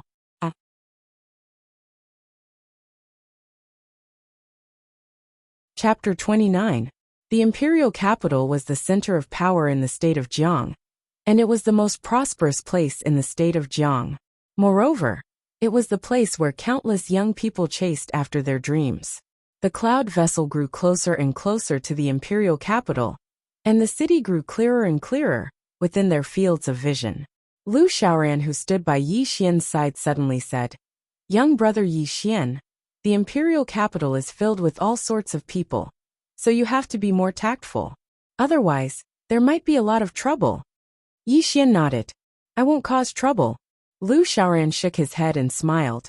I'm not afraid of you causing trouble, but this place is filled with all sorts of people. Even if I'm the governor of a city, I have to be careful here, because I'm deeply afraid of offending someone I shouldn't. As he spoke, he gazed at Yi Xian and said, Young brother Yi Xian, it's not enough to not cause trouble here. If it's possible, then make friends with more people. It'll be extremely beneficial to you. Make friends. Yi Xian nodded. He naturally understood the benefits of having more friends. The cloud vessel grew closer and closer to the imperial capital, and they were able to clearly see the appearance of the imperial capital from their current location. The imperial capital wasn't very large, and it had a population of around 1 million. Moreover, the city was very ancient. Obviously, it had a certain amount of history. However, it was extremely prosperous. They hadn't even approached the imperial capital when countless cloud vessels were entering and exiting the imperial capital from the surroundings. Yi Xian gazed at the scene in the sky and said in a light voice, How bustling! Lu Xiaoran smiled. It'll be even more bustling once we enter. Yi Xian nodded. He was also a little curious about the imperial city in front of him. The cloud vessel suddenly stopped when it was around 3 kilometers away from the imperial capital, and then it descended slowly. There was an enormous river beneath the cloud vessel, and there were at least a few dozen cloud vessels parked there. It was a magnificent scene. Meanwhile, a voice resounded. We've arrived at the imperial capital. Passengers, please prepare to disembark. Yi Xian turned around and returned to his room. When he noticed that Yi Ling was still asleep, he didn't wake her up, and he just carried her on his back and arrived on the deck.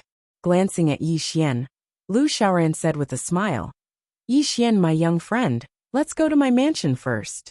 Yi Xian nodded. Then I'll be troubling you. Fatty Lu Ming immediately beamed when he heard Yi Xian's words. Because he had come to the imperial city alone, he was already bored. Now that he had 2 companions, he was naturally happy. The cloud ship slowly descended. Soon, the cloud ship steadily stopped on the river. A long ladder was erected at the edge of the cloud ship. Countless people walked down from the cloud ship.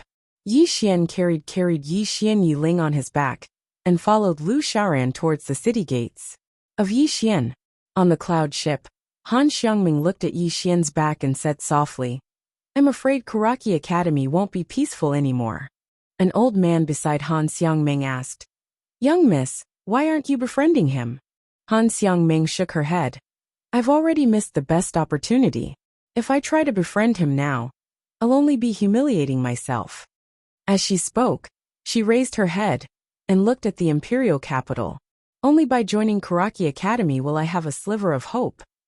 At the gates of the imperial capital, Yi Xian looked at the city gates and sighed. Only now did he realize how small Qingqing was. The gates of Qingqing weren't even 1/10 the size of the city gates. This was a real city. Qingqing couldn't even be considered a city. After entering the city gates, Yi Xian's first impression was that it was huge. The road beneath his feet was at least 60 feet wide, and the surrounding buildings were arranged in a picturesque manner. There wasn't the slightest sense of blockage, and it was extremely comfortable to look at. The second impression was that it was bustling. The city was bustling with people, and if one spoke softly, it would be hard to hear them. At this moment, Yi Ling woke up as well. Yi Ling looked around in amazement. "Brother, this place is much livelier than our Qingqing." Yi Xian smiled, then looked at Lu Xiaoran. "Senior Lu, where is Karaki Academy?" Lu Xiaoran smiled. "Little friend, don't be anxious. There are still 10 days before Karaki Academy starts to recruit students. At this stage, Karaki Academy isn't open to the public, so there's no point in you going now. Why don't you stay in my residence first, then rest for a few days? When you're ready, you can go to Karaki Academy with my son. What do you think?" Yi Xian nodded. Of course. Under Lu Xiaoran's guidance, the group arrived at a large and luxurious residence. This was normal, since Lu Xiaoran was the lord of a city. Lu Xiaoran arranged a courtyard for Yi Xian and his sister, and even arranged for 3 maids. This made Yi Xian feel a little embarrassed. After entering the courtyard, less than half an hour later, Yi Ling fell asleep again. Yi Xian's heart instantly sank when he saw this scene. There were 24 hours in a day, yet Yi Ling might be sleeping for 18 hours. This was surely unusual. After he covered Yi Ling with a blanket, Yi Xian left the room and arrived at the courtyard. 10 days. Karaki Academy was where his hope lay now. However, he was still slightly worried because he hadn't attained the Qi-controlling realm yet, and the lowest requirement for Karaki Academy to recruit students was the Qi-controlling realm. He seemed to have thought of something, and withdrew a white jade pendant. This was something Lanxio had given him, and if it really didn't work, then he could only use this jade pendant. Even though he really wanted to rely on his own strength to enter Karaki Academy, a spirit sword, Yi Xian knew that he had to start dealing with spirit swords once he entered Karaki Academy. He was unlike others, and if he wanted to improve his cultivation, then he could only rely on devouring spirit swords. But how precious were spirit swords? Even if they existed, how expensive would they be? With his current net worth, he probably couldn't even afford a single strand of hair. Only now did he deeply understand how difficult it was for an ordinary person to cultivate. Yi Xian entered the prison pagoda. He didn't spar with the shadow, because the shadow was no longer a match for him. What he needed to do now was to truly grasp battle intent. He hadn't completely grasped this illusory battle intent. Time passed quickly, and in the blink of an eye, there were less than 2 days left until Karaki Academy's recruitment. In the prison pagoda, Yi Xian clenched his fists tightly, and on his fists, a shapeless force vibrated ceaselessly. Battle intent. The current him didn't need to rely on a sword to determine life and death, to be able to contend with a higher realm powerhouse. Now he could rely on this battle intent alone to contend with a higher realm powerhouse. However, he didn't know if he could win. The only pity was that he didn't comprehend sword intent. Otherwise, he really wouldn't feel any pressure when facing a higher realm powerhouse. An hour later, Yi Xian left the prison pagoda, because Lu Xiaoran had arrived at their courtyard. When he saw Yi Xian, Lu Xiaoran smiled and said, "Young friend, have you gotten used to living here recently?" Yi Xian smiled and said, "To be honest, my younger sister and I have never lived in such a good place. Lu Shaoran roared with laughter. Young friend, you really know how to joke. Right, there's a banquet tonight. If you have the time, you can bring your younger sister along with me. A banquet? Yi Xian was stunned, and then he asked. What banquet? Lu Shaoran smiled and said. A banquet hosted by the first prince of the imperial capital. Every time Karaki Academy recruits, geniuses from all over the Jiang Kingdom will come to the imperial capital. The Jiang Kingdom's imperial family naturally doesn't look down on these geniuses. So His Majesty the King will send a prince to receive these geniuses on his behalf. Yi Xian pondered deeply for a moment, and then he said, It shouldn't be something that just anyone can attend, right? Lu Shaoran nodded. Of course, only those with status and strength are qualified to attend this banquet. Or perhaps, it should be said that those who are able to attend this banquet have a 100% chance of entering Karaki Academy. Otherwise, the higher-ups wouldn't invite them. Yi Xian smiled bitterly. Senior, I didn't receive an invitation. Lu Shaoran said seriously. Young friend, you can go with me. As for the invitation, I'll invite you. If it's possible, it's better to go. All the geniuses of this year are monstrous geniuses. And it'll be beneficial to you if you're able to make friends with some of them. What do you think? Yi Xian thought for a moment, and then he nodded. Just as Lu Shaoran had said, it wasn't bad to make friends with some people. After all, a swordsman didn't have to be alone. Moreover, he wanted to see the monstrous geniuses of the Jiang Kingdom. Lu Shaoran nodded and smiled. Then please prepare yourself. We'll set out in a moment. After saying that, he turned around and left. Yi Xian returned to his room. At this time, Yi Ling had also woken up. Yi Xian walked to Yi Ling and gently rubbed Yi Ling's cheek. He said softly, Don't sleep later. Big brother will take you to eat and drink to your heart's content. Yi Ling blinked and then smiled brightly. All right. Yi Xian lightly scratched Yi Ling's little nose. Quickly go wash your face. We'll set out immediately. Half an hour later, Lu Shaoran left the mansion with Yi Xian, Yi Ling, and a group of people. Soon, they arrived at a restaurant in the center of the city, the Immortal Inn. The Immortal Inn could be said to be the largest restaurant in the imperial city. It covered an area of nearly 1,000 square meters. It had a total of 6 floors, and its exterior was covered in gold. It was extremely luxurious. And this restaurant was the property of the drunken Immortal Inn. Yi Xian and his younger sister were both struck dumb by the sight of the restaurant. They had never seen such a large and luxurious restaurant before. Not to mention them, even little fatty Lu Ming was a little shocked. There wasn't such a large restaurant in Thousand Mountain City. Seeing the three's expressions, Lu Shaoran laughed. This isn't the biggest. In the future, you should go out and see more. You'll realize that the world is big and full of wonders. Yi Xian nodded. He deeply agreed with this point. Fortunately, he left Qing City. Otherwise, he would be a frog in a well for the rest of his life. Lu Shaoran led the three into the Immortal Inn. A beautiful woman immediately came to greet them. Are you City Lord Lu? Lu Shaoran nodded. The woman smiled sweetly. There's still half an hour before the banquet. The Crown Prince has already arranged some entertainment for City Lord Lu. Would City Lord Lu like to try it? Hearing this, Lu Shaoran's old face turned slightly red. He hurriedly shook his head. No need. Bring me to see the Crown Prince. The woman nodded and led Lu Shaoran and Yi Xian up the stairs. When they reached the 4th floor, Yi Xian and Yi Ling were stunned by the scene in front of them. The 4th floor was like a public square. It was very big, bigger than the entire Yi clan. It was extremely luxurious inside. It was resplendent in gold and jade. It was like a palace. Even the feet were paved with a thick layer of animal skin. It was very soft. It was extremely comfortable. Wow!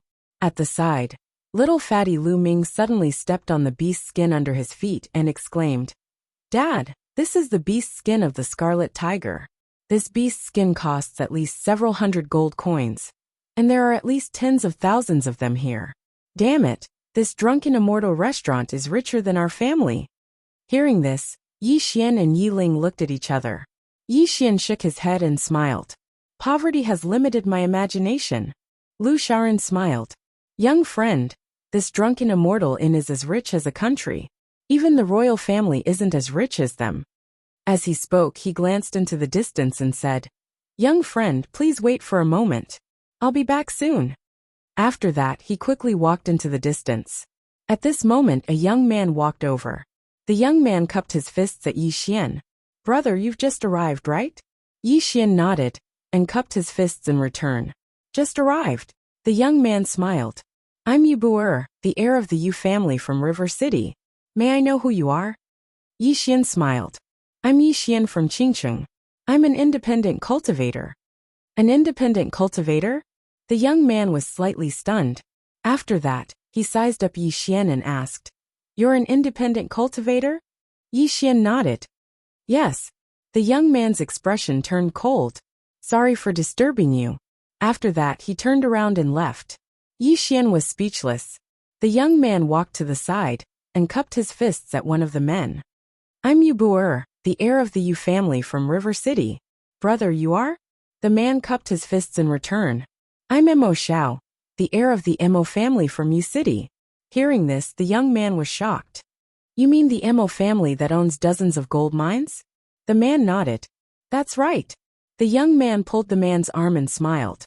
"Brother Mo, we feel like old friends at first sight. Come, let's drink a few cups. P.S. Thank you to all the friends who have tipped and voted. During the new book period, every ticket is precious. Thank you for your support. Thank you sincerely. Pour tea for the big shots." Chapter 30. Yi Xian and Yi Ling were instantly stunned by this scene. A short moment later, Yi Xian shook his head and smiled. "It's still a familiar feeling." Actually, it was the same in Qing City. Only those who were valuable would be made friends with. Moreover, those who were valuable would only make friends with those who were valuable. Lu Ming, who stood by Yi Xian's side, spoke angrily. "Big brother, this fellow is a snob. Do you want me to stand up for you?" Yi Xian glanced at the little fatty, and then he shook his head and smiled. "Birds of a feather flock together. It's very normal." The little fatty was about to say something when Lu Shaoran walked over, and there was a man in a yellow robe standing before him.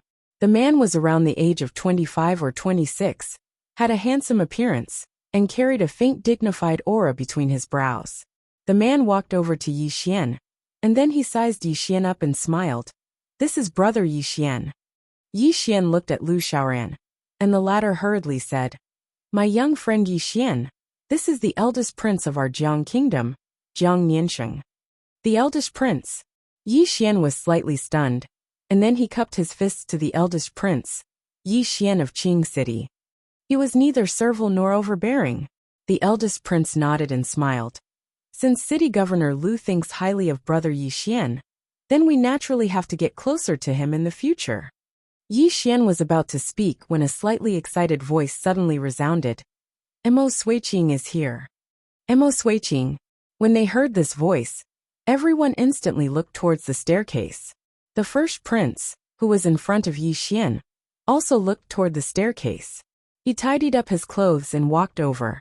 Seeing this scene, Lu Shaoran wanted to say something, but in the end, he did not say anything. Naturally, he was on the first prince's side, and this time, he wanted to introduce Yi Xian to the first prince. In order to not arouse Yi Xian's disgust, he did not reveal too much about Yi Xian. Now that he saw the first prince's indifferent expression, he wanted to say a few more words. However, when he remembered that Yi Xian was a swordsman, he did not say anything. It would be fine if the referral failed, but if it caused Yi Xian's disgust, then the loss would outweigh the gain. Under everyone's gaze, a woman walked up the stairs. The woman was around the age of 20, and she wore a fiery red dress. Her figure was tall and extremely slender, and her appearance was extremely exquisite. She had beautiful brows and starry eyes, and her face was fair and delicate. Especially her eyes. They were large like the stars in the night sky, and a single glance at them seemed to be able to cause one to fall into them. She was very beautiful. Even Yi Xian took a few more glances at her. He wouldn't reject beautiful things, but it was just pure appreciation. As for other thoughts, he didn't have any. Yi Xian withdrew his gaze and looked at Lu Shaoran. Senior, this is? Lu Xiaoran smiled. Mo Suiqing, the #1 beauty in the imperial capital. The #1 beauty in the imperial capital. Yi Xian was stunned, and then he said instinctively, "Where's Enlancio?" Even though the woman before him was drop-dead gorgeous, it would be going too far to say that she surpassed Enlancio. Lu Xiaoran smiled. Guosher isn't renowned in the 100 Kingdoms by relying on her appearance, and the impression others have towards her isn't based on her appearance as well. Young friend, do you understand? Yi Xian came to an understanding when he heard this. As soon as Mo Suiqing arrived, the gazes of everyone here converged onto her, and they surrounded her like a host of stars surrounding a bright moon. Lu Xiaoran, who stood by Yi Xian's side, spoke abruptly. Mo Suiqing isn't just beautiful. She's from the Mo clan. It's an ancient clan that even the imperial family fears. Presently, the two princes of the kingdom of Jiang are fighting for the position of crown prince. So if one of them is able to marry her, then the position of crown prince would be practically secured. Unfortunately, Mo Suiqing's standards are extraordinarily high. She once said that no man in the kingdom of Jiang is worthy of her. Meanwhile, Yiling, who stood by Yi Xian's side, spoke abruptly. I think my older brother can do it. Yi Xian rolled his eyes at Yiling. Big brother is only a treasure in your heart, but I'm probably nothing in the eyes of others. Yiling smiled sweetly and held tightly onto Yi Xian's arm. In her heart, her older brother was worthy of anyone in the world. Lu Xiaoran roared with laughter. Don't belittle yourself. You're young and promising, so anything is possible if you have the heart. He didn't know who was behind Yi Xian, but he knew something about Dao Yi. Yi Xian had killed an elder of the immortal indulgence in and survived. After that, Tower Master Han had died. Yi Xian shook his head and smiled. He glanced at Mo Suiqing, who stood in the distance. Women like her were arrogant and had extremely high standards, so he wouldn't go looking for trouble with her. In his opinion, the relationship between two people should be based on feelings and character. Even though talent and potential were necessary, it would be meaningless if a relationship was built on talent and potential, as well as family background. It was like saying that you only love me if I have money, and you don't love me if I don't have money. What was the point of such love? The banquet started. Yi Xian and his sister, Yiling, Lu Xiaoran, and little Fatty sat at a table alone. The table was filled with all kinds of dishes, and there was an endless stream of them. The siblings and little Fatty ate happily. He and his sister were used to a hard life, so they had never eaten delicacies before. As for little Fatty, he was just a glutton. The people around them were either making friends or toasting each other. Only their table was eating crazily. Seeing this, Lu Xiaoran shook his head and smiled bitterly. However, he couldn't do anything about it. He knew better than anyone what kind of person his son was. If he asked little Fatty to say those hypocritical words, little Fatty wouldn't be able to do it. He might even offend people. As for Yi Xian, in his heart, Yi Xian should have extremely high standards and disdain to make friends with others. In fact, he didn't know that every time Yi Xian said that he was a rogue cultivator, people would run away. Yi Xian was helpless. Damn it. I have to ask what your family does before I make friends. Isn't that stupid? A moment later, Lu Xiaoran turned to look into the distance and said, You guys eat first. A few old acquaintances have arrived. I'll go greet them. Yi Xian and the others didn't respond. Lu Xiaoran shook his head with a smile and left. Yiling put a large drumstick in Yi Xian's bowl. Brother, you should eat more. As she spoke, she put a cabbage in little Fatty's bowl. Little Fatty, you have to lose weight. Vegetables are delicious, eat more. Little Fatty glanced at the vegetables in his bowl and said bitterly, Sisterling, you're too biased. Hearing this, Yiling smiled and put a piece of braised pork in Yi Xian's bowl. Brother, this is delicious. It's so tender. Little Fatty was speechless. When I return, I must ask my mother to give me a younger sister. No, too. Yi Xian and his sister exchanged glances. In the next moment, the siblings laughed. On the other side, a veiled woman appeared beside Mo Suiqing. That woman was Han Xiangming, who had just arrived. Although Han Xiangming was talking to Mo Suiqing, her gaze would occasionally fall on Yi Xian. She hadn't expected Yi Xian to appear here. Sensing Han Xiangming's gaze, Mo Suiqing glanced at Yi Xian. Xiangming, you know that person? Han Xiangming nodded. Mo Suiqing smiled. He's not simple for you to pay so much attention to him. Tell me, which family's young master is he from? Han Xiangming shook her head. I've only met him once or twice. I'm not very familiar with him. Mo Suiqing's lips curled into a fox-like smile. You're not very familiar with him, but you've seen him several times. Why? Have you fallen for him? As she spoke, she glanced at Yi Xian. His looks are not bad. His eyesight is passable. Han Xiangming shook her head. Don't spout nonsense. I've only met him twice. I just didn't expect him to appear here. Mo Suiqing looked around and smiled. There's nothing strange about him appearing here. There are geniuses from various cities in the country of Jiang here. There are endless benefits to befriending people here. In this society, apart from strength, connections are also important, isn't that so? Han Xiangming said indifferently. Did you see who he befriended? Mo Suiqing was slightly stunned. She glanced at Yi Xian again and said in surprise. If you put it that way, he's a little special. Han Xiangming shook her head. Let's not talk about him. His matters have nothing to do with us. Mo Suiqing shook her head. I'm a little interested. Let's go and take a look. Han Xiangming's expression changed slightly. She quickly said, Suiqing, don't provoke him. He, provoke? Mo Suiqing smiled. Your words are a little strange. I can see that you're a little afraid of him. What's going on? Just as Han Xiangming was about to speak, Mo Suiqing suddenly said, Forget it. He's making me even more curious. Let's go and take a look. After speaking, she pulled Han Xiangming to Yi Xian's table. Mo Suiqing and Han Xiangming's actions naturally attracted the attention of countless people. Seeing the two women walk to Yi Xian's table, everyone looked at Yi Xian. Curious. They were naturally curious about Yi Xian's identity. There weren't many people who could catch Mo Suiqing's attention. Mo Suiqing sized up Yi Xian and smiled. There's no one here. You don't mind us sitting here, right? Yi Xian glanced at the two women. He naturally knew Han Xiangming. However, he didn't understand what they were up to. Before Yi Xian could reply, Mo Suiqing pulled Han Xiangming to sit down. She sized up Yi Xian and asked, Young master, how should I address you? Which family are you from? Yi Xian put down his chopsticks and cupped his fists. Yi Xian, a wandering cultivator. A wandering cultivator. Mo Suiqing's interest grew. Just a wandering cultivator? Yi Xian nodded. Just a wandering cultivator. Mo Suiqing smiled. A wandering cultivator doesn't have the right to be here. Yi Xian smiled. We're just here to freeload with City Lord Lu. Freeload. Hearing Yi Xian's words, everyone burst into laughter. Mo Suiqing started laughing as well. It's the first time I've seen someone come here to freeload.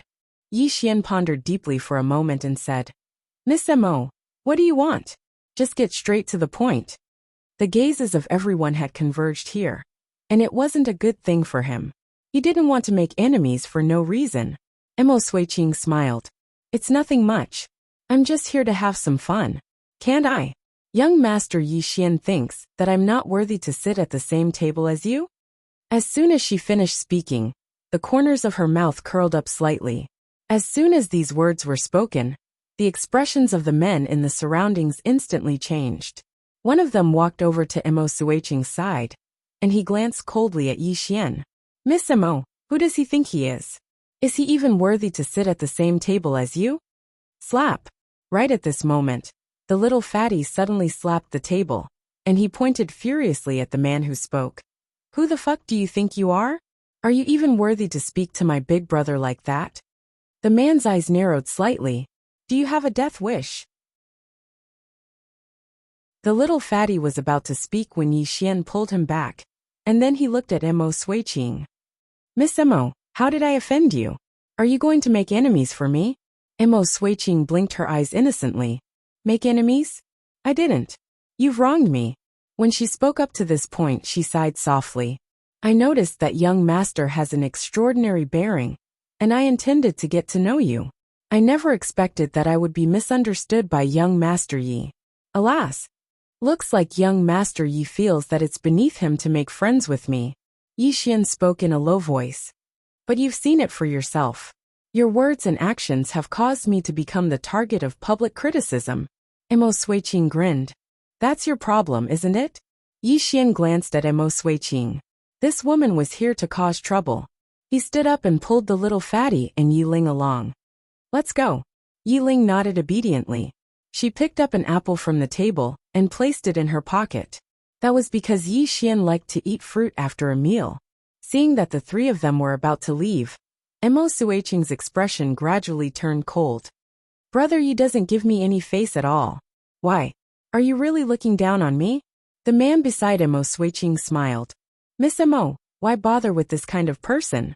As he spoke, he glanced at Yi Ling and mocked. It's fine if you're here to freeload, but you actually want to pack when you're leaving. I've never seen or heard of such a thing. Forget it. This kind of lowly person will probably do even more lowly things. Hearing the man's words, Yi Ling's face turned pale. She hurriedly placed the apple back on the table. When Han Xiangming heard the man's words, her expression instantly changed. How did the tragedy on the cloud shuttle occur? It was all because of this little girl. Sure enough, as soon as the man finished speaking, Yi Xian vanished on the spot like a gust of wind, and he was in front of the man when he appeared once more. The man didn't even have the time to react before Yi Xian's fist smashed against his mouth. Bang! The man was instantly blasted over 10 m away, and all the teeth in his mouth flew out while blood sprayed from his mouth. The expressions of everyone in the surroundings changed when they witnessed this scene. Attack! He actually attacked here.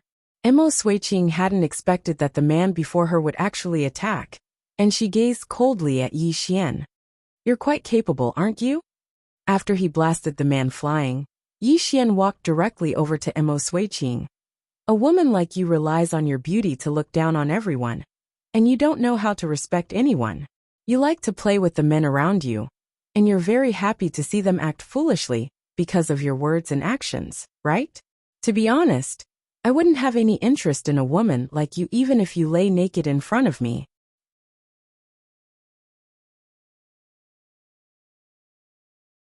Chapter 31. As soon as Yi Xian finished speaking, the surroundings instantly fell silent. No one had expected that Yi Xian would actually dare to humiliate Emo Suiqing in front of so many people. That was Emo Suiqing, the dream lover of countless men in the imperial capital.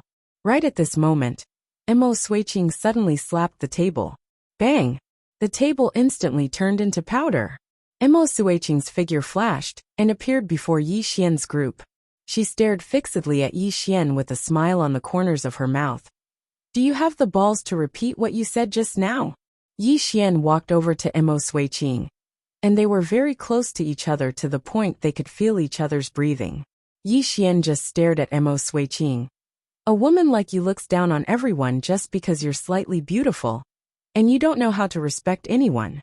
You like to play with the men around you, and you're happy to see them act stupidly because of your words and actions, right? To be honest, I wouldn't even be interested in a woman like you even if you lay naked in front of me. Emo Suiqing's smile still remained, but it was slightly cold. Everyone knew that the most beautiful woman in the imperial capital was angry. Emo Suiqing attacked. She spun her palm slightly, and a powerful airflow surged out from her palm like a hurricane. The Qi control realm. Moreover, she clearly executed some sort of formidable martial technique. As soon as the airflow appeared, the tables and chairs around her and Yi Xian were instantly turned into powder. However, Yi Xian didn't take a single step back, and he slammed his fist towards the woman who stood before him. Bang! The airflow shattered, and countless hurricanes swept towards the surroundings, while both of them retreated by over 10 m. Emo Suiqing glanced coldly at Yi Xian. Not bad. As soon as she finished speaking, she was about to attack again when Han Xiangming suddenly stood in front of her. Emo Suiqing spoke in a low voice. Xiangming, move aside. Han Xiangming spoke in a low voice. Suiqing, let it go. Can you give me some face? Let it go. Emo Suiqing sneered. Xiangming, he humiliated me like that, and you want me to just let it go? Han Xiangming pulled Emo Suiqing's hand. Listen to my advice, can you? Emo Suiqing frowned slightly. Xiangming, just what is his background? Why are you so afraid of him? Just as Han Xiangming was about to speak, the crown prince and Lu Xiaoran rushed over. When they saw the scene, Lu Xiaoran's heart sank. The eldest prince glanced at Yi Xian and Emo Suiqing in the distance. And then he walked over to Emo Suiqing and smiled. Miss Emo, what has made you so angry? Emo Suiqing threw a cold look at Yi Xian, who was not far away. Jiang Nianxing, did you invite this guy here? Jiang Nianxing glanced at Yi Xian and said, Miss Emo, has there been a misunderstanding? Misunderstanding? Emo Suiqing chuckled. She sat down at the side and said, Jiang Nianxing, this person you invited insulted me in front of so many people. Yet you're telling me that it's a misunderstanding? What? Is he your friend? Friend? Lu Xiaoran's heart shook, and he gazed at the eldest prince. He was very clearly aware that whether or not he could rope in Yi Xian depended on the eldest prince's decision. How could the eldest prince possibly be friends with him? Someone suddenly said. He spoke rudely and publicly insulted Miss Mo.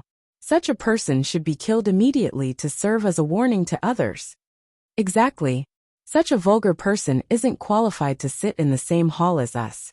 Eldest prince, you should get someone to drive him out immediately, so as to prevent him from insulting Miss Mo. The eldest prince pondered deeply for a moment, and then he shook his head. I'm not familiar with him, and I've never invited him. Lu Xiaoran sighed softly in his heart when he heard the eldest prince. Actually, he'd already guessed the outcome. The Mo clan stood behind Emo Suiqing, and Yi Xian had clearly incurred public wrath. So, it was utterly impossible for the eldest prince to stand on Yi Xian's side. Yi Xian's face remained emotionless when he heard the eldest prince, and he just held tightly onto Yi Ling's hand. Right at this moment someone ridiculed.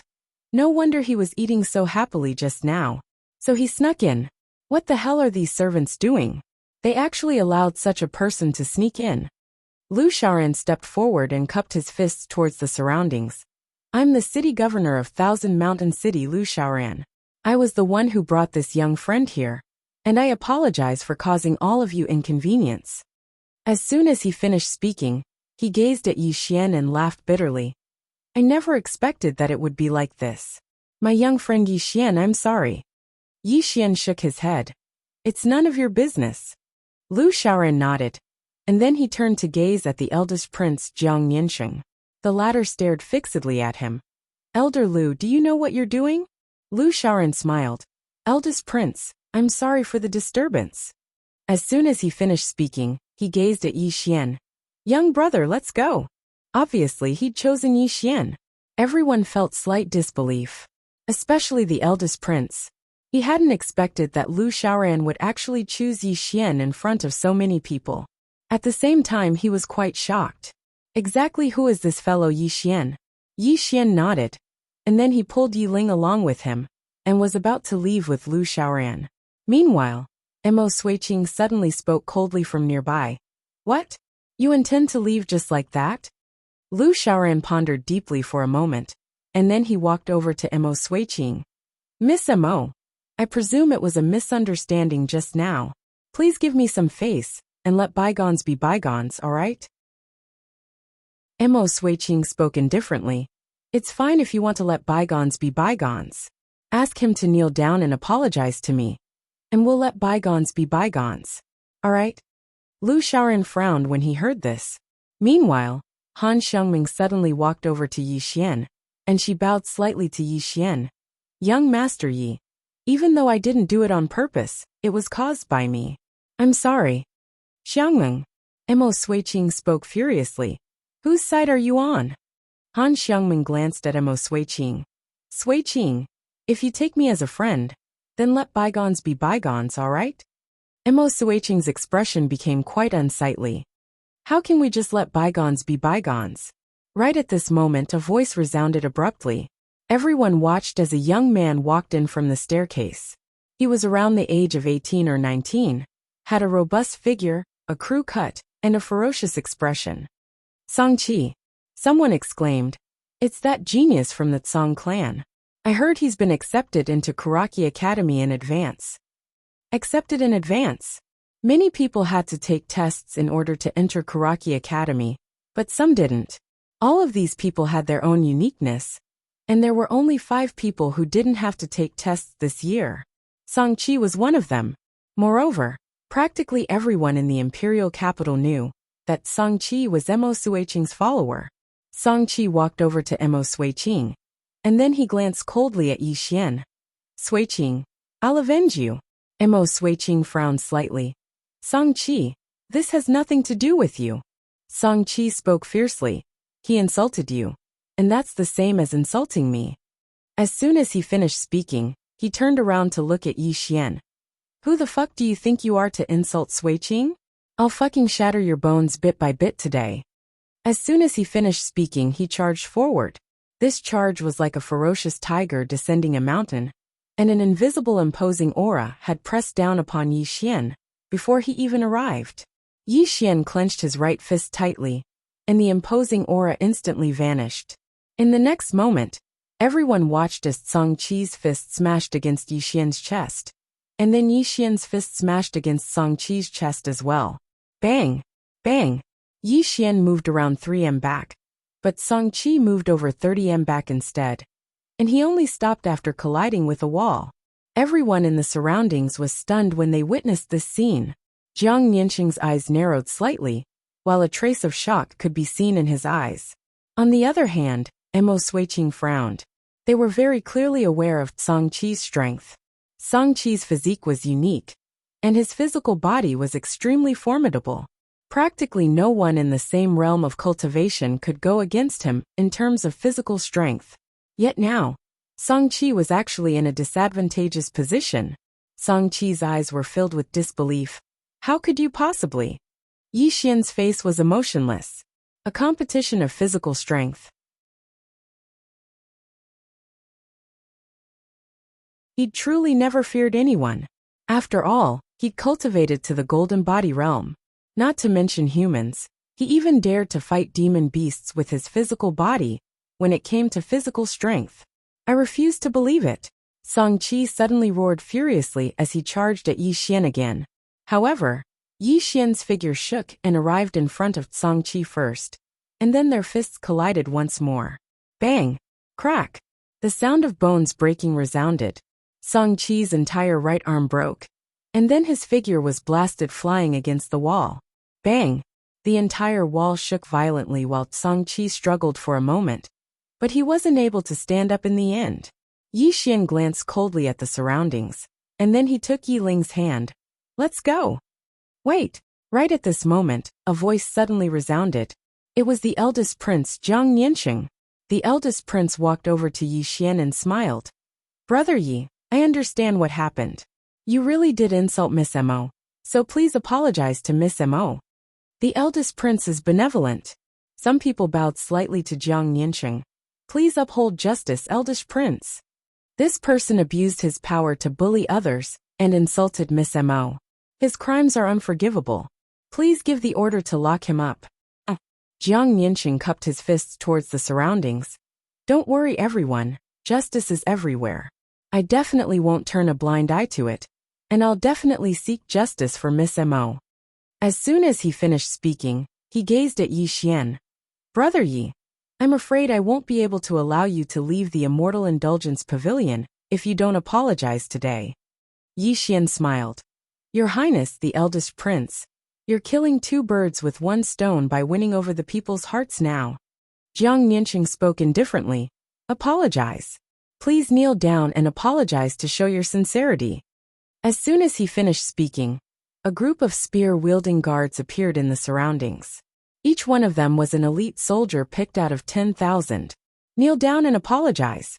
Yi Xian chuckled and looked at Lu Shaoran beside him. Senior Lu. And Miss Han, please help me look after my sister. The reason why he asked Han Xiangmeng was because one more person would give Yi Ling an extra layer of protection. Hearing Yi Xian's words, Lu Shaoran hesitated for a moment before nodding. Han Xiangmeng sighed softly and didn't say anything.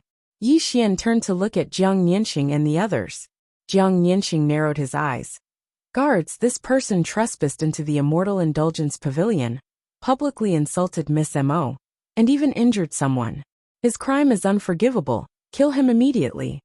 The guards directly charged at Yi Xian. At this moment, footsteps suddenly rang out from the staircase. In the next moment, everyone was stunned. At the staircase, a woman stood there. Her clothes were whiter than snow, like a goddess from the heavens. Enlancio. The guards knelt down on one knee when they saw Enlancio, and the others hurriedly bowed deeply and spoke in unison. Greetings in Guosher. Even the eldest prince, Jiang Yinxing, hurriedly bowed. On the other hand, Emo Suiqing, who had a livid expression, stood up and bowed slightly as well. The Emo clan's Emo Suiqing greets in Guosher. Enlancio nodded slightly. Under the gazes of everyone, she walked over to Yi Xian, and there was a trace of surprise in her eyes after she sized Yi Xian up. Fight. As she spoke, she grinned. You've surprised me quite a bit. I haven't seen you for a short period of time, yet you've actually attained such a level. Brother Yi, can we have a chat? Brother Yi. Everyone here was instantly dumbstruck when they heard the words Brother Yi.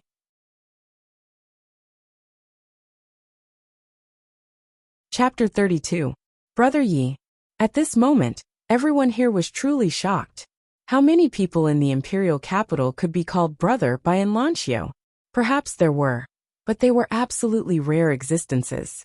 How could someone at Enlancio's level be willing to be friends with someone of the same generation, be an ordinary person? Everyone gazed at Yi Xian, and their eyes were filled with curiosity at this moment. Even Emo Suiqing had a trace of surprise in her eyes. She knew a little about Enlancio, and she knew that there were probably less than a handful of people in the imperial capital that Enlancio thought highly of. What ability does this young man possess? On the other hand, the eldest prince, Jiang Yinxing, had an extremely unsightly expression on his face. At this moment, he knew that he might have made the wrong bet. In front of Enlancio, Yi Xian smiled. Great! Right at this moment, a young man suddenly walked over to Enlancio, and he bowed deeply to her. Guosherin, this person insulted Miss Mo and publicly assaulted her. He should be severely punished. Abaddon, please uphold justice. Enlancio glanced at the man who spoke and said, Who are you? The man was delighted when he heard this, and he cupped his fists and said, I'm Li Feng from the Li clan. Greetings, Guosherin. Enlancio gazed at Yi Xian. Yi Xian remained silent. Yi Ling grew anxious and hurriedly explained, Big sisterin, it was they who bullied her. As she spoke, she quickly described what had happened earlier. A short moment later, Enlancio turned to gaze at Emo Suiqing, and the latter's expression changed slightly. The Emo clan was formidable indeed, but not to mention the Emo clan. Even formidable powers like Kuraki Academy and Immortal Indulgence didn't dare to rashly offend this person. Enlancio withdrew her gaze and said, Miss Emo, the Emo clan is a great clan. As the representative of the younger generation of the Emo clan, every single word and action of yours represents the Emo clan. It's best if you don't act so childishly in the future. What do you think? Emo Suiqing's expression was rather unsightly, and she didn't answer. Enlancio looked straight at Emo Suiqing. If you don't answer, then that means you have resentment in your heart. You can't accept it. As soon as she finished speaking, a strand of formidable concepts suddenly swept out from within Enlancio. In the blink of an eye, Emo Suiqing instantly seemed as if she'd been pressed down by a mountain, and her figure directly bent down. Moreover, her legs were even pressed down to the point of gradually bending. The expressions of everyone in the surroundings instantly changed when they witnessed this scene. He was angry. At that moment, no one dared to speak up for Emo Suiqing. Under everyone's gaze, Emo Suiqing finally knelt on the ground. However, she clenched her fists tightly, and her expression was ferocious. She was also a proud son of heaven. When had she ever been treated like this? Right at this moment, an old man suddenly appeared at the side, and the old man hurriedly bowed deeply to Enlancio. Country scholarin, my young miss is young and insensible. If she's offended you, I hope country scholarin can spare her this time out of consideration for the head of the family. Thank you very much. Enlancio withdrew her concept, and then Emo Suiqing instantly slumped to the ground. And Lancio glanced at Mo Suiqing and said indifferently, "Go back and tell the Mo clan's patriarch that Brother Yi is a friend of mine. If the Mo clan is displeased by my actions today, then feel free to come look for me. If I find out that the Mo clan has hatred towards Brother Yi and his younger sister because of me, then I and Lancio will definitely head to the Mo clan and seek justice for them." The old man hurriedly nodded, and then he left with Mo Suiqing. And Lancio turned around to gaze at the eldest prince, and the latter's expression changed slightly. And Lancio said indifferently, "Eldest prince, do you know that it's not easy for the kingdom of Jiang to produce a genius? You've suppressed a genius of my kingdom for your own selfish reasons. Such actions are truly short-sighted and stupid to the extreme." Jiang Nianqing's expression was rather unsightly, but he didn't dare answer. Even his imperial father had to treat this person before him with respect. Others might not know what Lancio meant to the kingdom of Jiang, but as a member of the imperial family, he knew it the best. It could be said that the Jiang kingdom's imperial family and countless clans would rather sacrifice him than offend Lancio in the slightest, because only Lancio was capable of suppressing the monstrous geniuses of the surrounding kingdoms, and it was because of her that the surrounding kingdoms were fearful of the kingdom of Jiang and didn't dare offend Lancio rashly. And Lancio slowly closed her eyes.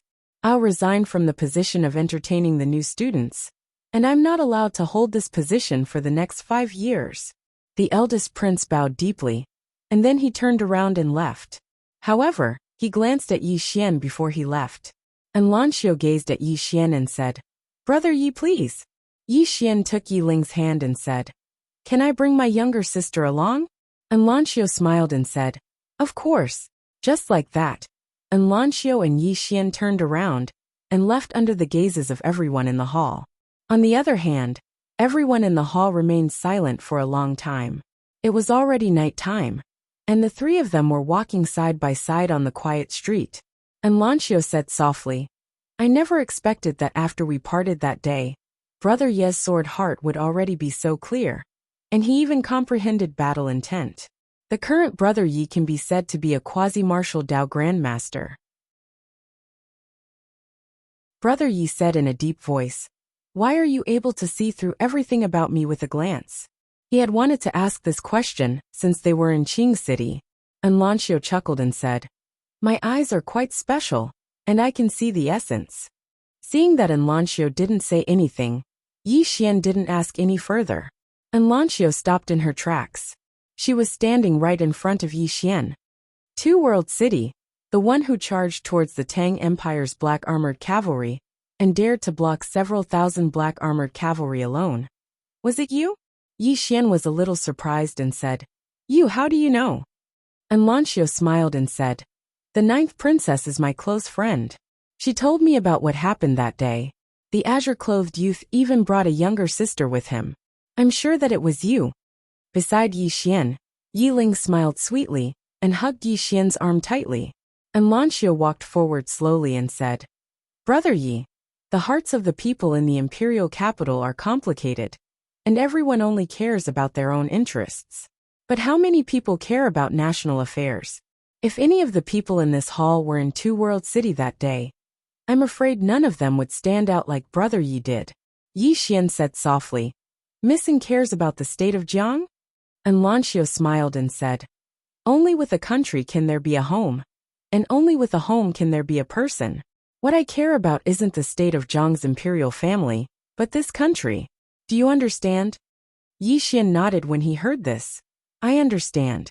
In fact, he and Lancio had the same thoughts on this point. Yi Xian was a selfish person, but if the country was in trouble, he would also stand out. Just like Lancio, he wasn't loyal to the state of Jiang's imperial family, and what he cared about was the state of Jiang. And Lancio walked forward slowly, while Yi Xian and his younger sister followed behind her slowly. Under the moonlight, and Lancio's clothes were white like snow, and she truly seemed like a goddess that had descended to the mortal world. What a beautiful woman! Meanwhile, Lancio said, "Brother Yi, the hearts of the people in the imperial capital are complicated. You're a swordsman, and you have a rather straightforward personality, so it's best to be careful in the imperial capital. Yi Xian glanced at Enlancio and said, "Thank you." As he spoke, he paused for a moment and said, "Can we fight?" Fight. What he yearned for the most right now was to fight someone, to fight an expert. Because the shadow within the pagoda wasn't a match for him at all. Presently, he had a vague understanding of his own strength. Exactly what level has my strength reached? When she heard Yi Xian, Enlancio turned around to look at Yi Xian, and then she smiled. This smile caused the heavens and the earth to dim in comparison. Even Yi Xian was slightly dazed by this, but he quickly recovered from his shock.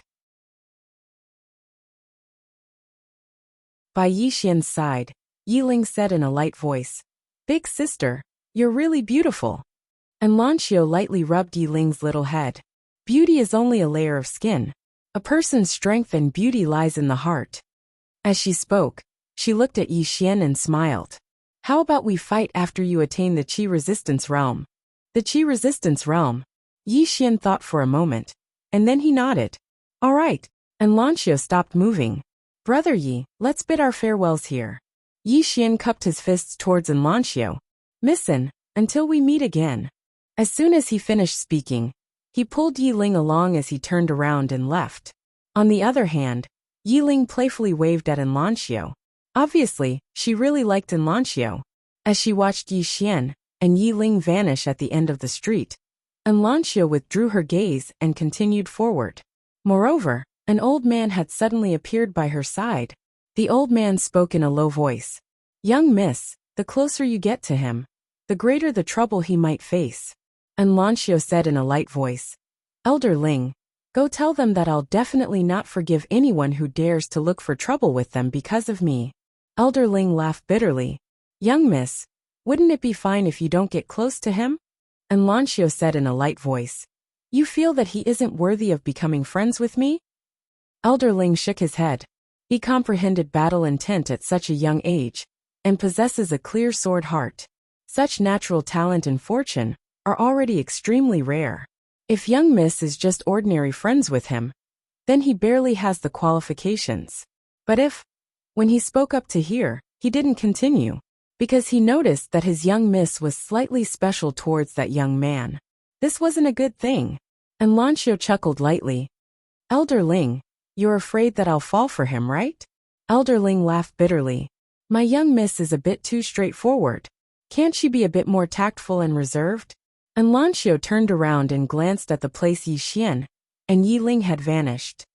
"When I met him in Azure City, I rather admired his feelings towards my younger sister. And I didn't just admire him for what happened in Two World City." As she spoke, she withdrew her gaze and smiled lightly. "A good man should be like this." Elder Ling's face instantly sank when he heard this. On the other hand, Enlancio had already gone far away.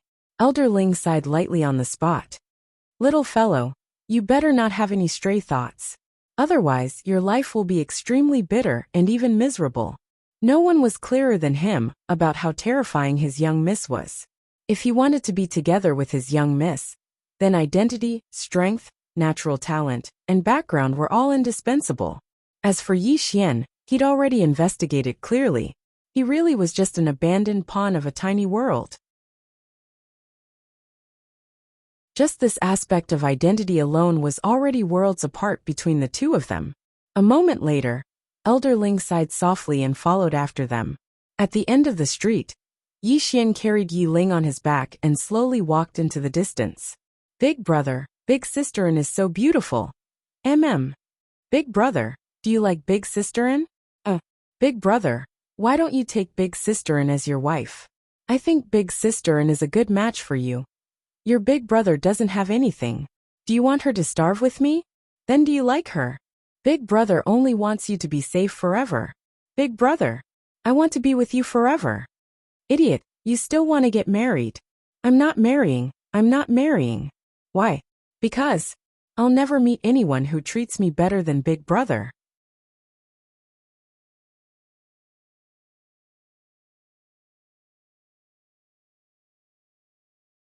Chapter 33. Yi Xian carried his sister back to the mansion. As soon as they arrived, Yi Ling fell asleep. After placing Yi Ling on the bed, Yi Ling had curled up into a ball and was trembling uncontrollably. Yi Xian was shocked. He quickly licked Yi Ling's blanket, but Yi Ling was still cold. Seeing this, Yi Xian panicked. As if thinking of something, he quickly took out the Heaven Fire Warm Jade hanging on Yi Ling's neck. When he saw the Heaven Fire Warm Jade, he was stunned. There was a faint layer of frost on the surface of the Heaven Fire Warm Jade. "Senior!" Yi Xian shouted in his heart. "Senior, this? Bring the jade in." The mysterious woman's voice suddenly rang out. Yi Xian quickly brought the Heaven Fire Warm Jade into the prison pagoda. After a while, the Heaven Fire Warm Jade appeared in Yi Xian's hand again. At this time, the Heaven Fire Warm Jade had returned to its original appearance. Yi Xian quickly hung the Heaven Fire Warm Jade on Yi Ling's neck. Gradually, Yi Ling's complexion improved. Seeing this, Yi Xian heaved a sigh of relief. At this time, the mysterious woman's voice suddenly rang out. 99% of the jade's spiritual power and source have disappeared. It will last for about a day at most. After that, it will become a useless stone. You should plan ahead. Useless stone. Yi Xian's expression gradually turned serious. If the Heaven Fire Warm Jade lost its effect, how could his sister withstand the cold qi? After a while, Yi Xian left the room. Outside the door, looking at the bright moon in the night sky, Yi Xian clenched his fists tightly. Tomorrow was the day of recruitment for Kuraki College. Kuraki College. This was the largest college in Jiang country. Once he joined Kuraki College, he could seek medical treatment for his sister. And his sister would not have to suffer from the pain of her illness. At this moment, Lu Shaoran arrived at the courtyard. Lu Shaoran smiled bitterly. "Little friend Yi, I'm sorry about tonight." Yi Xian shook his head. "This has nothing to do with Senior Lu," Lu Shaoran said softly. "I was more optimistic about the first prince, but today's matter made me realize that he isn't what I thought he was. Sigh. These descendants of the imperial family really know how to put on a show." Yi Xian hesitated for a moment before he said, "Senior Lu, forgive me for being frank, but isn't it too early for you to choose a side now? Moreover, I'm afraid that person above us isn't willing to see you choose a side now." Lu Shaoran smiled bitterly. "Of course I know. However, if I don't choose a side now, I'm afraid it will be too late in the future." Yi Xian shook his head. "With all due respect, Senior Lu only needs to pledge loyalty to His Majesty. As long as His Majesty doesn't die, nothing will happen to Senior Lu and the Lu family." Lu Shaoran nodded. "I'm thinking the same thing. Our Lu family doesn't want to be involved in the battle for the crown prince position." Yi Xian nodded and didn't say anything else. Meanwhile, Lu Shaoran smiled and said, "Young brother, Kuraki Academy is recruiting students tomorrow. At that time, I'll have to rely on you to take good care of my disappointing son." Yi Xian smiled and said, "Senior Lu, I might not even be able to join Kuraki Academy." Lu Shaoran shook his head lightly.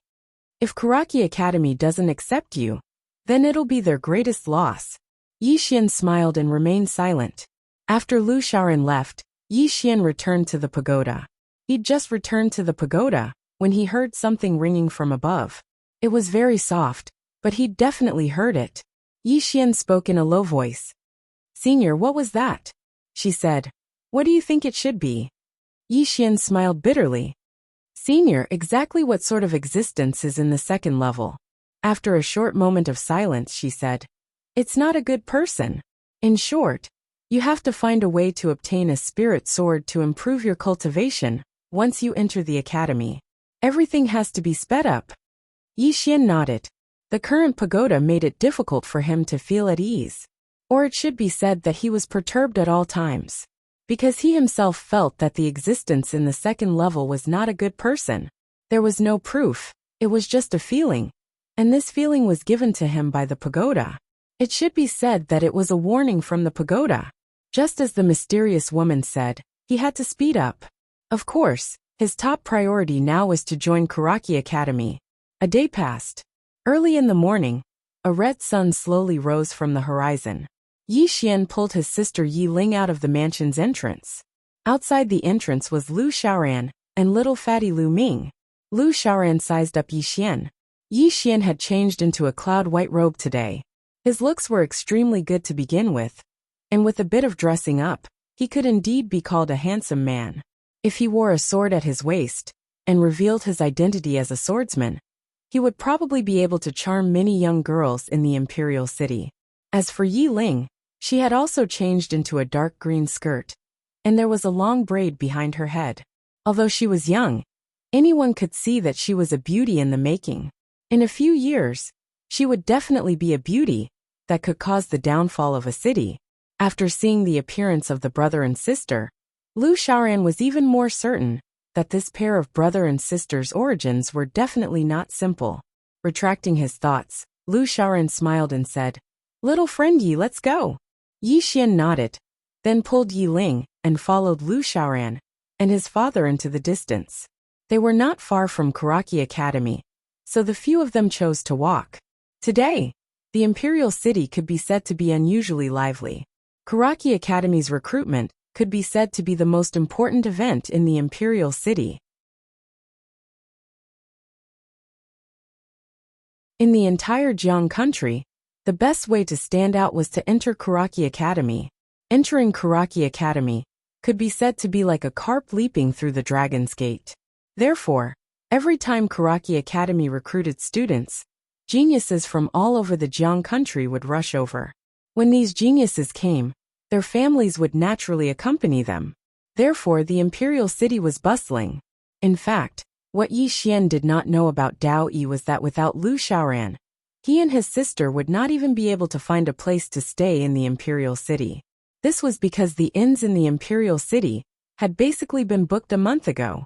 Today, Yi Ling was unusually happy because Yi Xian would be joining Karaki Academy today. Once Yi Xian joined Karaki Academy, Yi Xian would no longer be alone. He would have someone to rely on, and he would also have a good future. At that time, even if her illness could not be cured, she could be at ease. Thinking up to this point, Yi Ling tilted her head and glanced at Yi Xian. She held Yi Xian's hand tightly. If it was possible, she also wanted to live because her brother had been living too tirelessly ever since their mother left them. She was not afraid of death, but she was afraid that her brother would be lonely after she died. More and more people gathered on the streets, and all of them were heading in the same direction. Karaki Academy. In the north of the imperial city, there was a huge mountain called Song Mountain. It was nearly 3,000 meters tall, and one could overlook the entire imperial city from the waist of the mountain. And on this Song Mountain was Karaki Academy. On the way, Lu Xiaoran said with a smile, "Karaki Academy has a long history.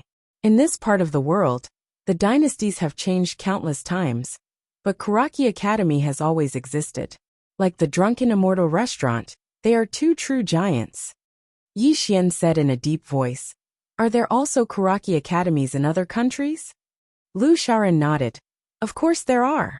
It is said that the headquarters of Karaki Academy is located in the central continent, but that is a very far place." Saying that, he shook his head with a smile, and then looked at Yi Xian. "Little friend Yi, if you have the opportunity in the future, you should leave the country of Jiang, leave the Qing province, and see the wider world outside. Only then will you not have come to this world in vain."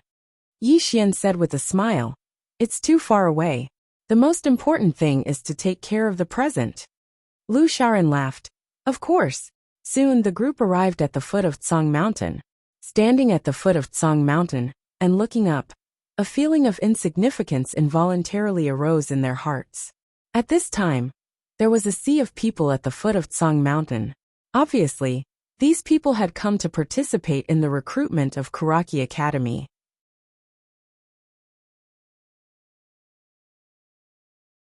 And Yi Xian was also a little surprised, because these people before him were at least in the Qi-controlling realm, and they were all very young.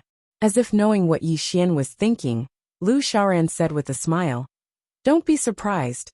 All the geniuses of the country of Jiang are here. Think about it. Out of a population of tens of millions, only these geniuses are here. Are there many?" Yi Xian nodded. In Qingcheng, an 18-year-old in the Qi-controlling realm was definitely a super genius. However, Qingcheng was only a small city. If placed in some big cities, they might only be considered ordinary geniuses. And if placed in the whole country of Jiang, they might only be considered ordinary. At this time, an immortal crane flew down from the sky, and on the back of the crane sat an old man. Soon, the immortal crane arrived above the crowd, and the old man looked down. This old man is the outer dean of Kuraki Academy, Song Li, and he is in charge of today's recruitment. Today's recruitment is limited to 20 people, and there will be a total of 3 rounds. If there are more than 20 people who pass the 3 rounds, then these 20 people will compete with each other, and the winner will stay. 20. The crowd was in an uproar when they heard this voice. There were at least 1,000 people here, and only 20 meant that 99% of them would be eliminated. Yi Xian's expression turned serious as well. Only 20 meant that the competition would be extremely brutal. The old man's voice resounded once more in the sky. The first round is to ascend the mountain. Those who are unable to ascend the mountain on foot will be eliminated immediately. Ascend the mountain? Yi Xian was stunned, and then he looked at Lu Xiaoran. It's that simple? Lu Xiaoran shook his head. That's not simple. This ascent is suppressed by a formation, and the objective of this round is to eliminate those with unstable realms. Even though most people have attained the qi-controlling realm, many of them are not at that realm. Yi Xian nodded, and then he looked at Lu Ming. Senior, little Ming doesn't seem to have attained the qi-controlling realm. Lu Xiaoran smiled bitterly. Of course he hasn't, and he's only entering Kuraki Academy as a special student. Special student? Yi Xian was puzzled. What do you mean? Lu Xiaoran looked embarrassed. Actually, it's just a degree bought with money, but it's not an official student. It's just a low-level class. There will be teachers in this class, but they're much worse than official students. Moreover, they don't have the status of an official student. Beside him, Lu Ming was a little dissatisfied. Big brother, Dad, at least leave me some face. Hearing this, Lu Xiaoran was infuriated and said angrily, Face my ass. If you had worked hard, would your father have begged someone to get you a degree? Lu Ming curled his lips, not daring to talk back. Yi Xian and his sister looked at each other and smiled. At this moment, Lu Xiaoran suddenly said, Little friend Yi, let's go to the starting point. Yi Xian nodded. Just like that, the group arrived at a Xiao Dao at the foot of Tsang Mountain. Beside the Xiao Dao, there was a wooden stake, and on the wooden stake, there was a man who had been dead for God knows how long. At the scene, everyone pointed at the man and discussed animatedly. Yi Xian glanced at the man, then turned to look at Lu Xiaoran. Senior, this is? Lu Xiaoran said in a deep voice. A student of Blue Waves Academy. Blue Waves Academy? Yi Xian was stunned, then said, Is he also from our imperial capital? Lu Xiaoran nodded. It's normal that you haven't heard of it. Now in the country of Jiang, everyone knows of Kuraki Academy, but very few people know of Blue Waves Academy. In fact, in the previous dynasty, Blue Waves Academy and Kuraki Academy were equally famous, but for some unknown reason, these two academies became mortal enemies. Every 3 years, there would be a life and death competition between them. Later, for some unknown reason, the strength of Blue Waves Academy gradually weakened, while Kuraki Academy became stronger and stronger. So, for the last 50 years, Blue Waves Academy and Kuraki Academy were almost completely defeated in the life and death competition, and those students who represented Blue Waves Academy to participate in the life and death competition were nailed to this Xiao Dao. If you go up from here, you will encounter many corpses. After speaking, he shook his head and sighed. According to the agreement between both sides, if Blue Waves Academy can win once, they can take away the corpses of these students. Unfortunately, until now, no one from Blue Waves Academy has been able to defeat the students of Kuraki Academy. You're tuning in to the Li Mei's Sword of Destiny YouTube channel. We're so grateful for your support, and don't forget to subscribe to join us on this incredible journey through captivating stories. Your generosity through donations truly makes a world of difference, as it's the primary source of revenue that allows me to expand and enhance this channel for you. Thank you from the bottom of my heart for being a part of this adventure.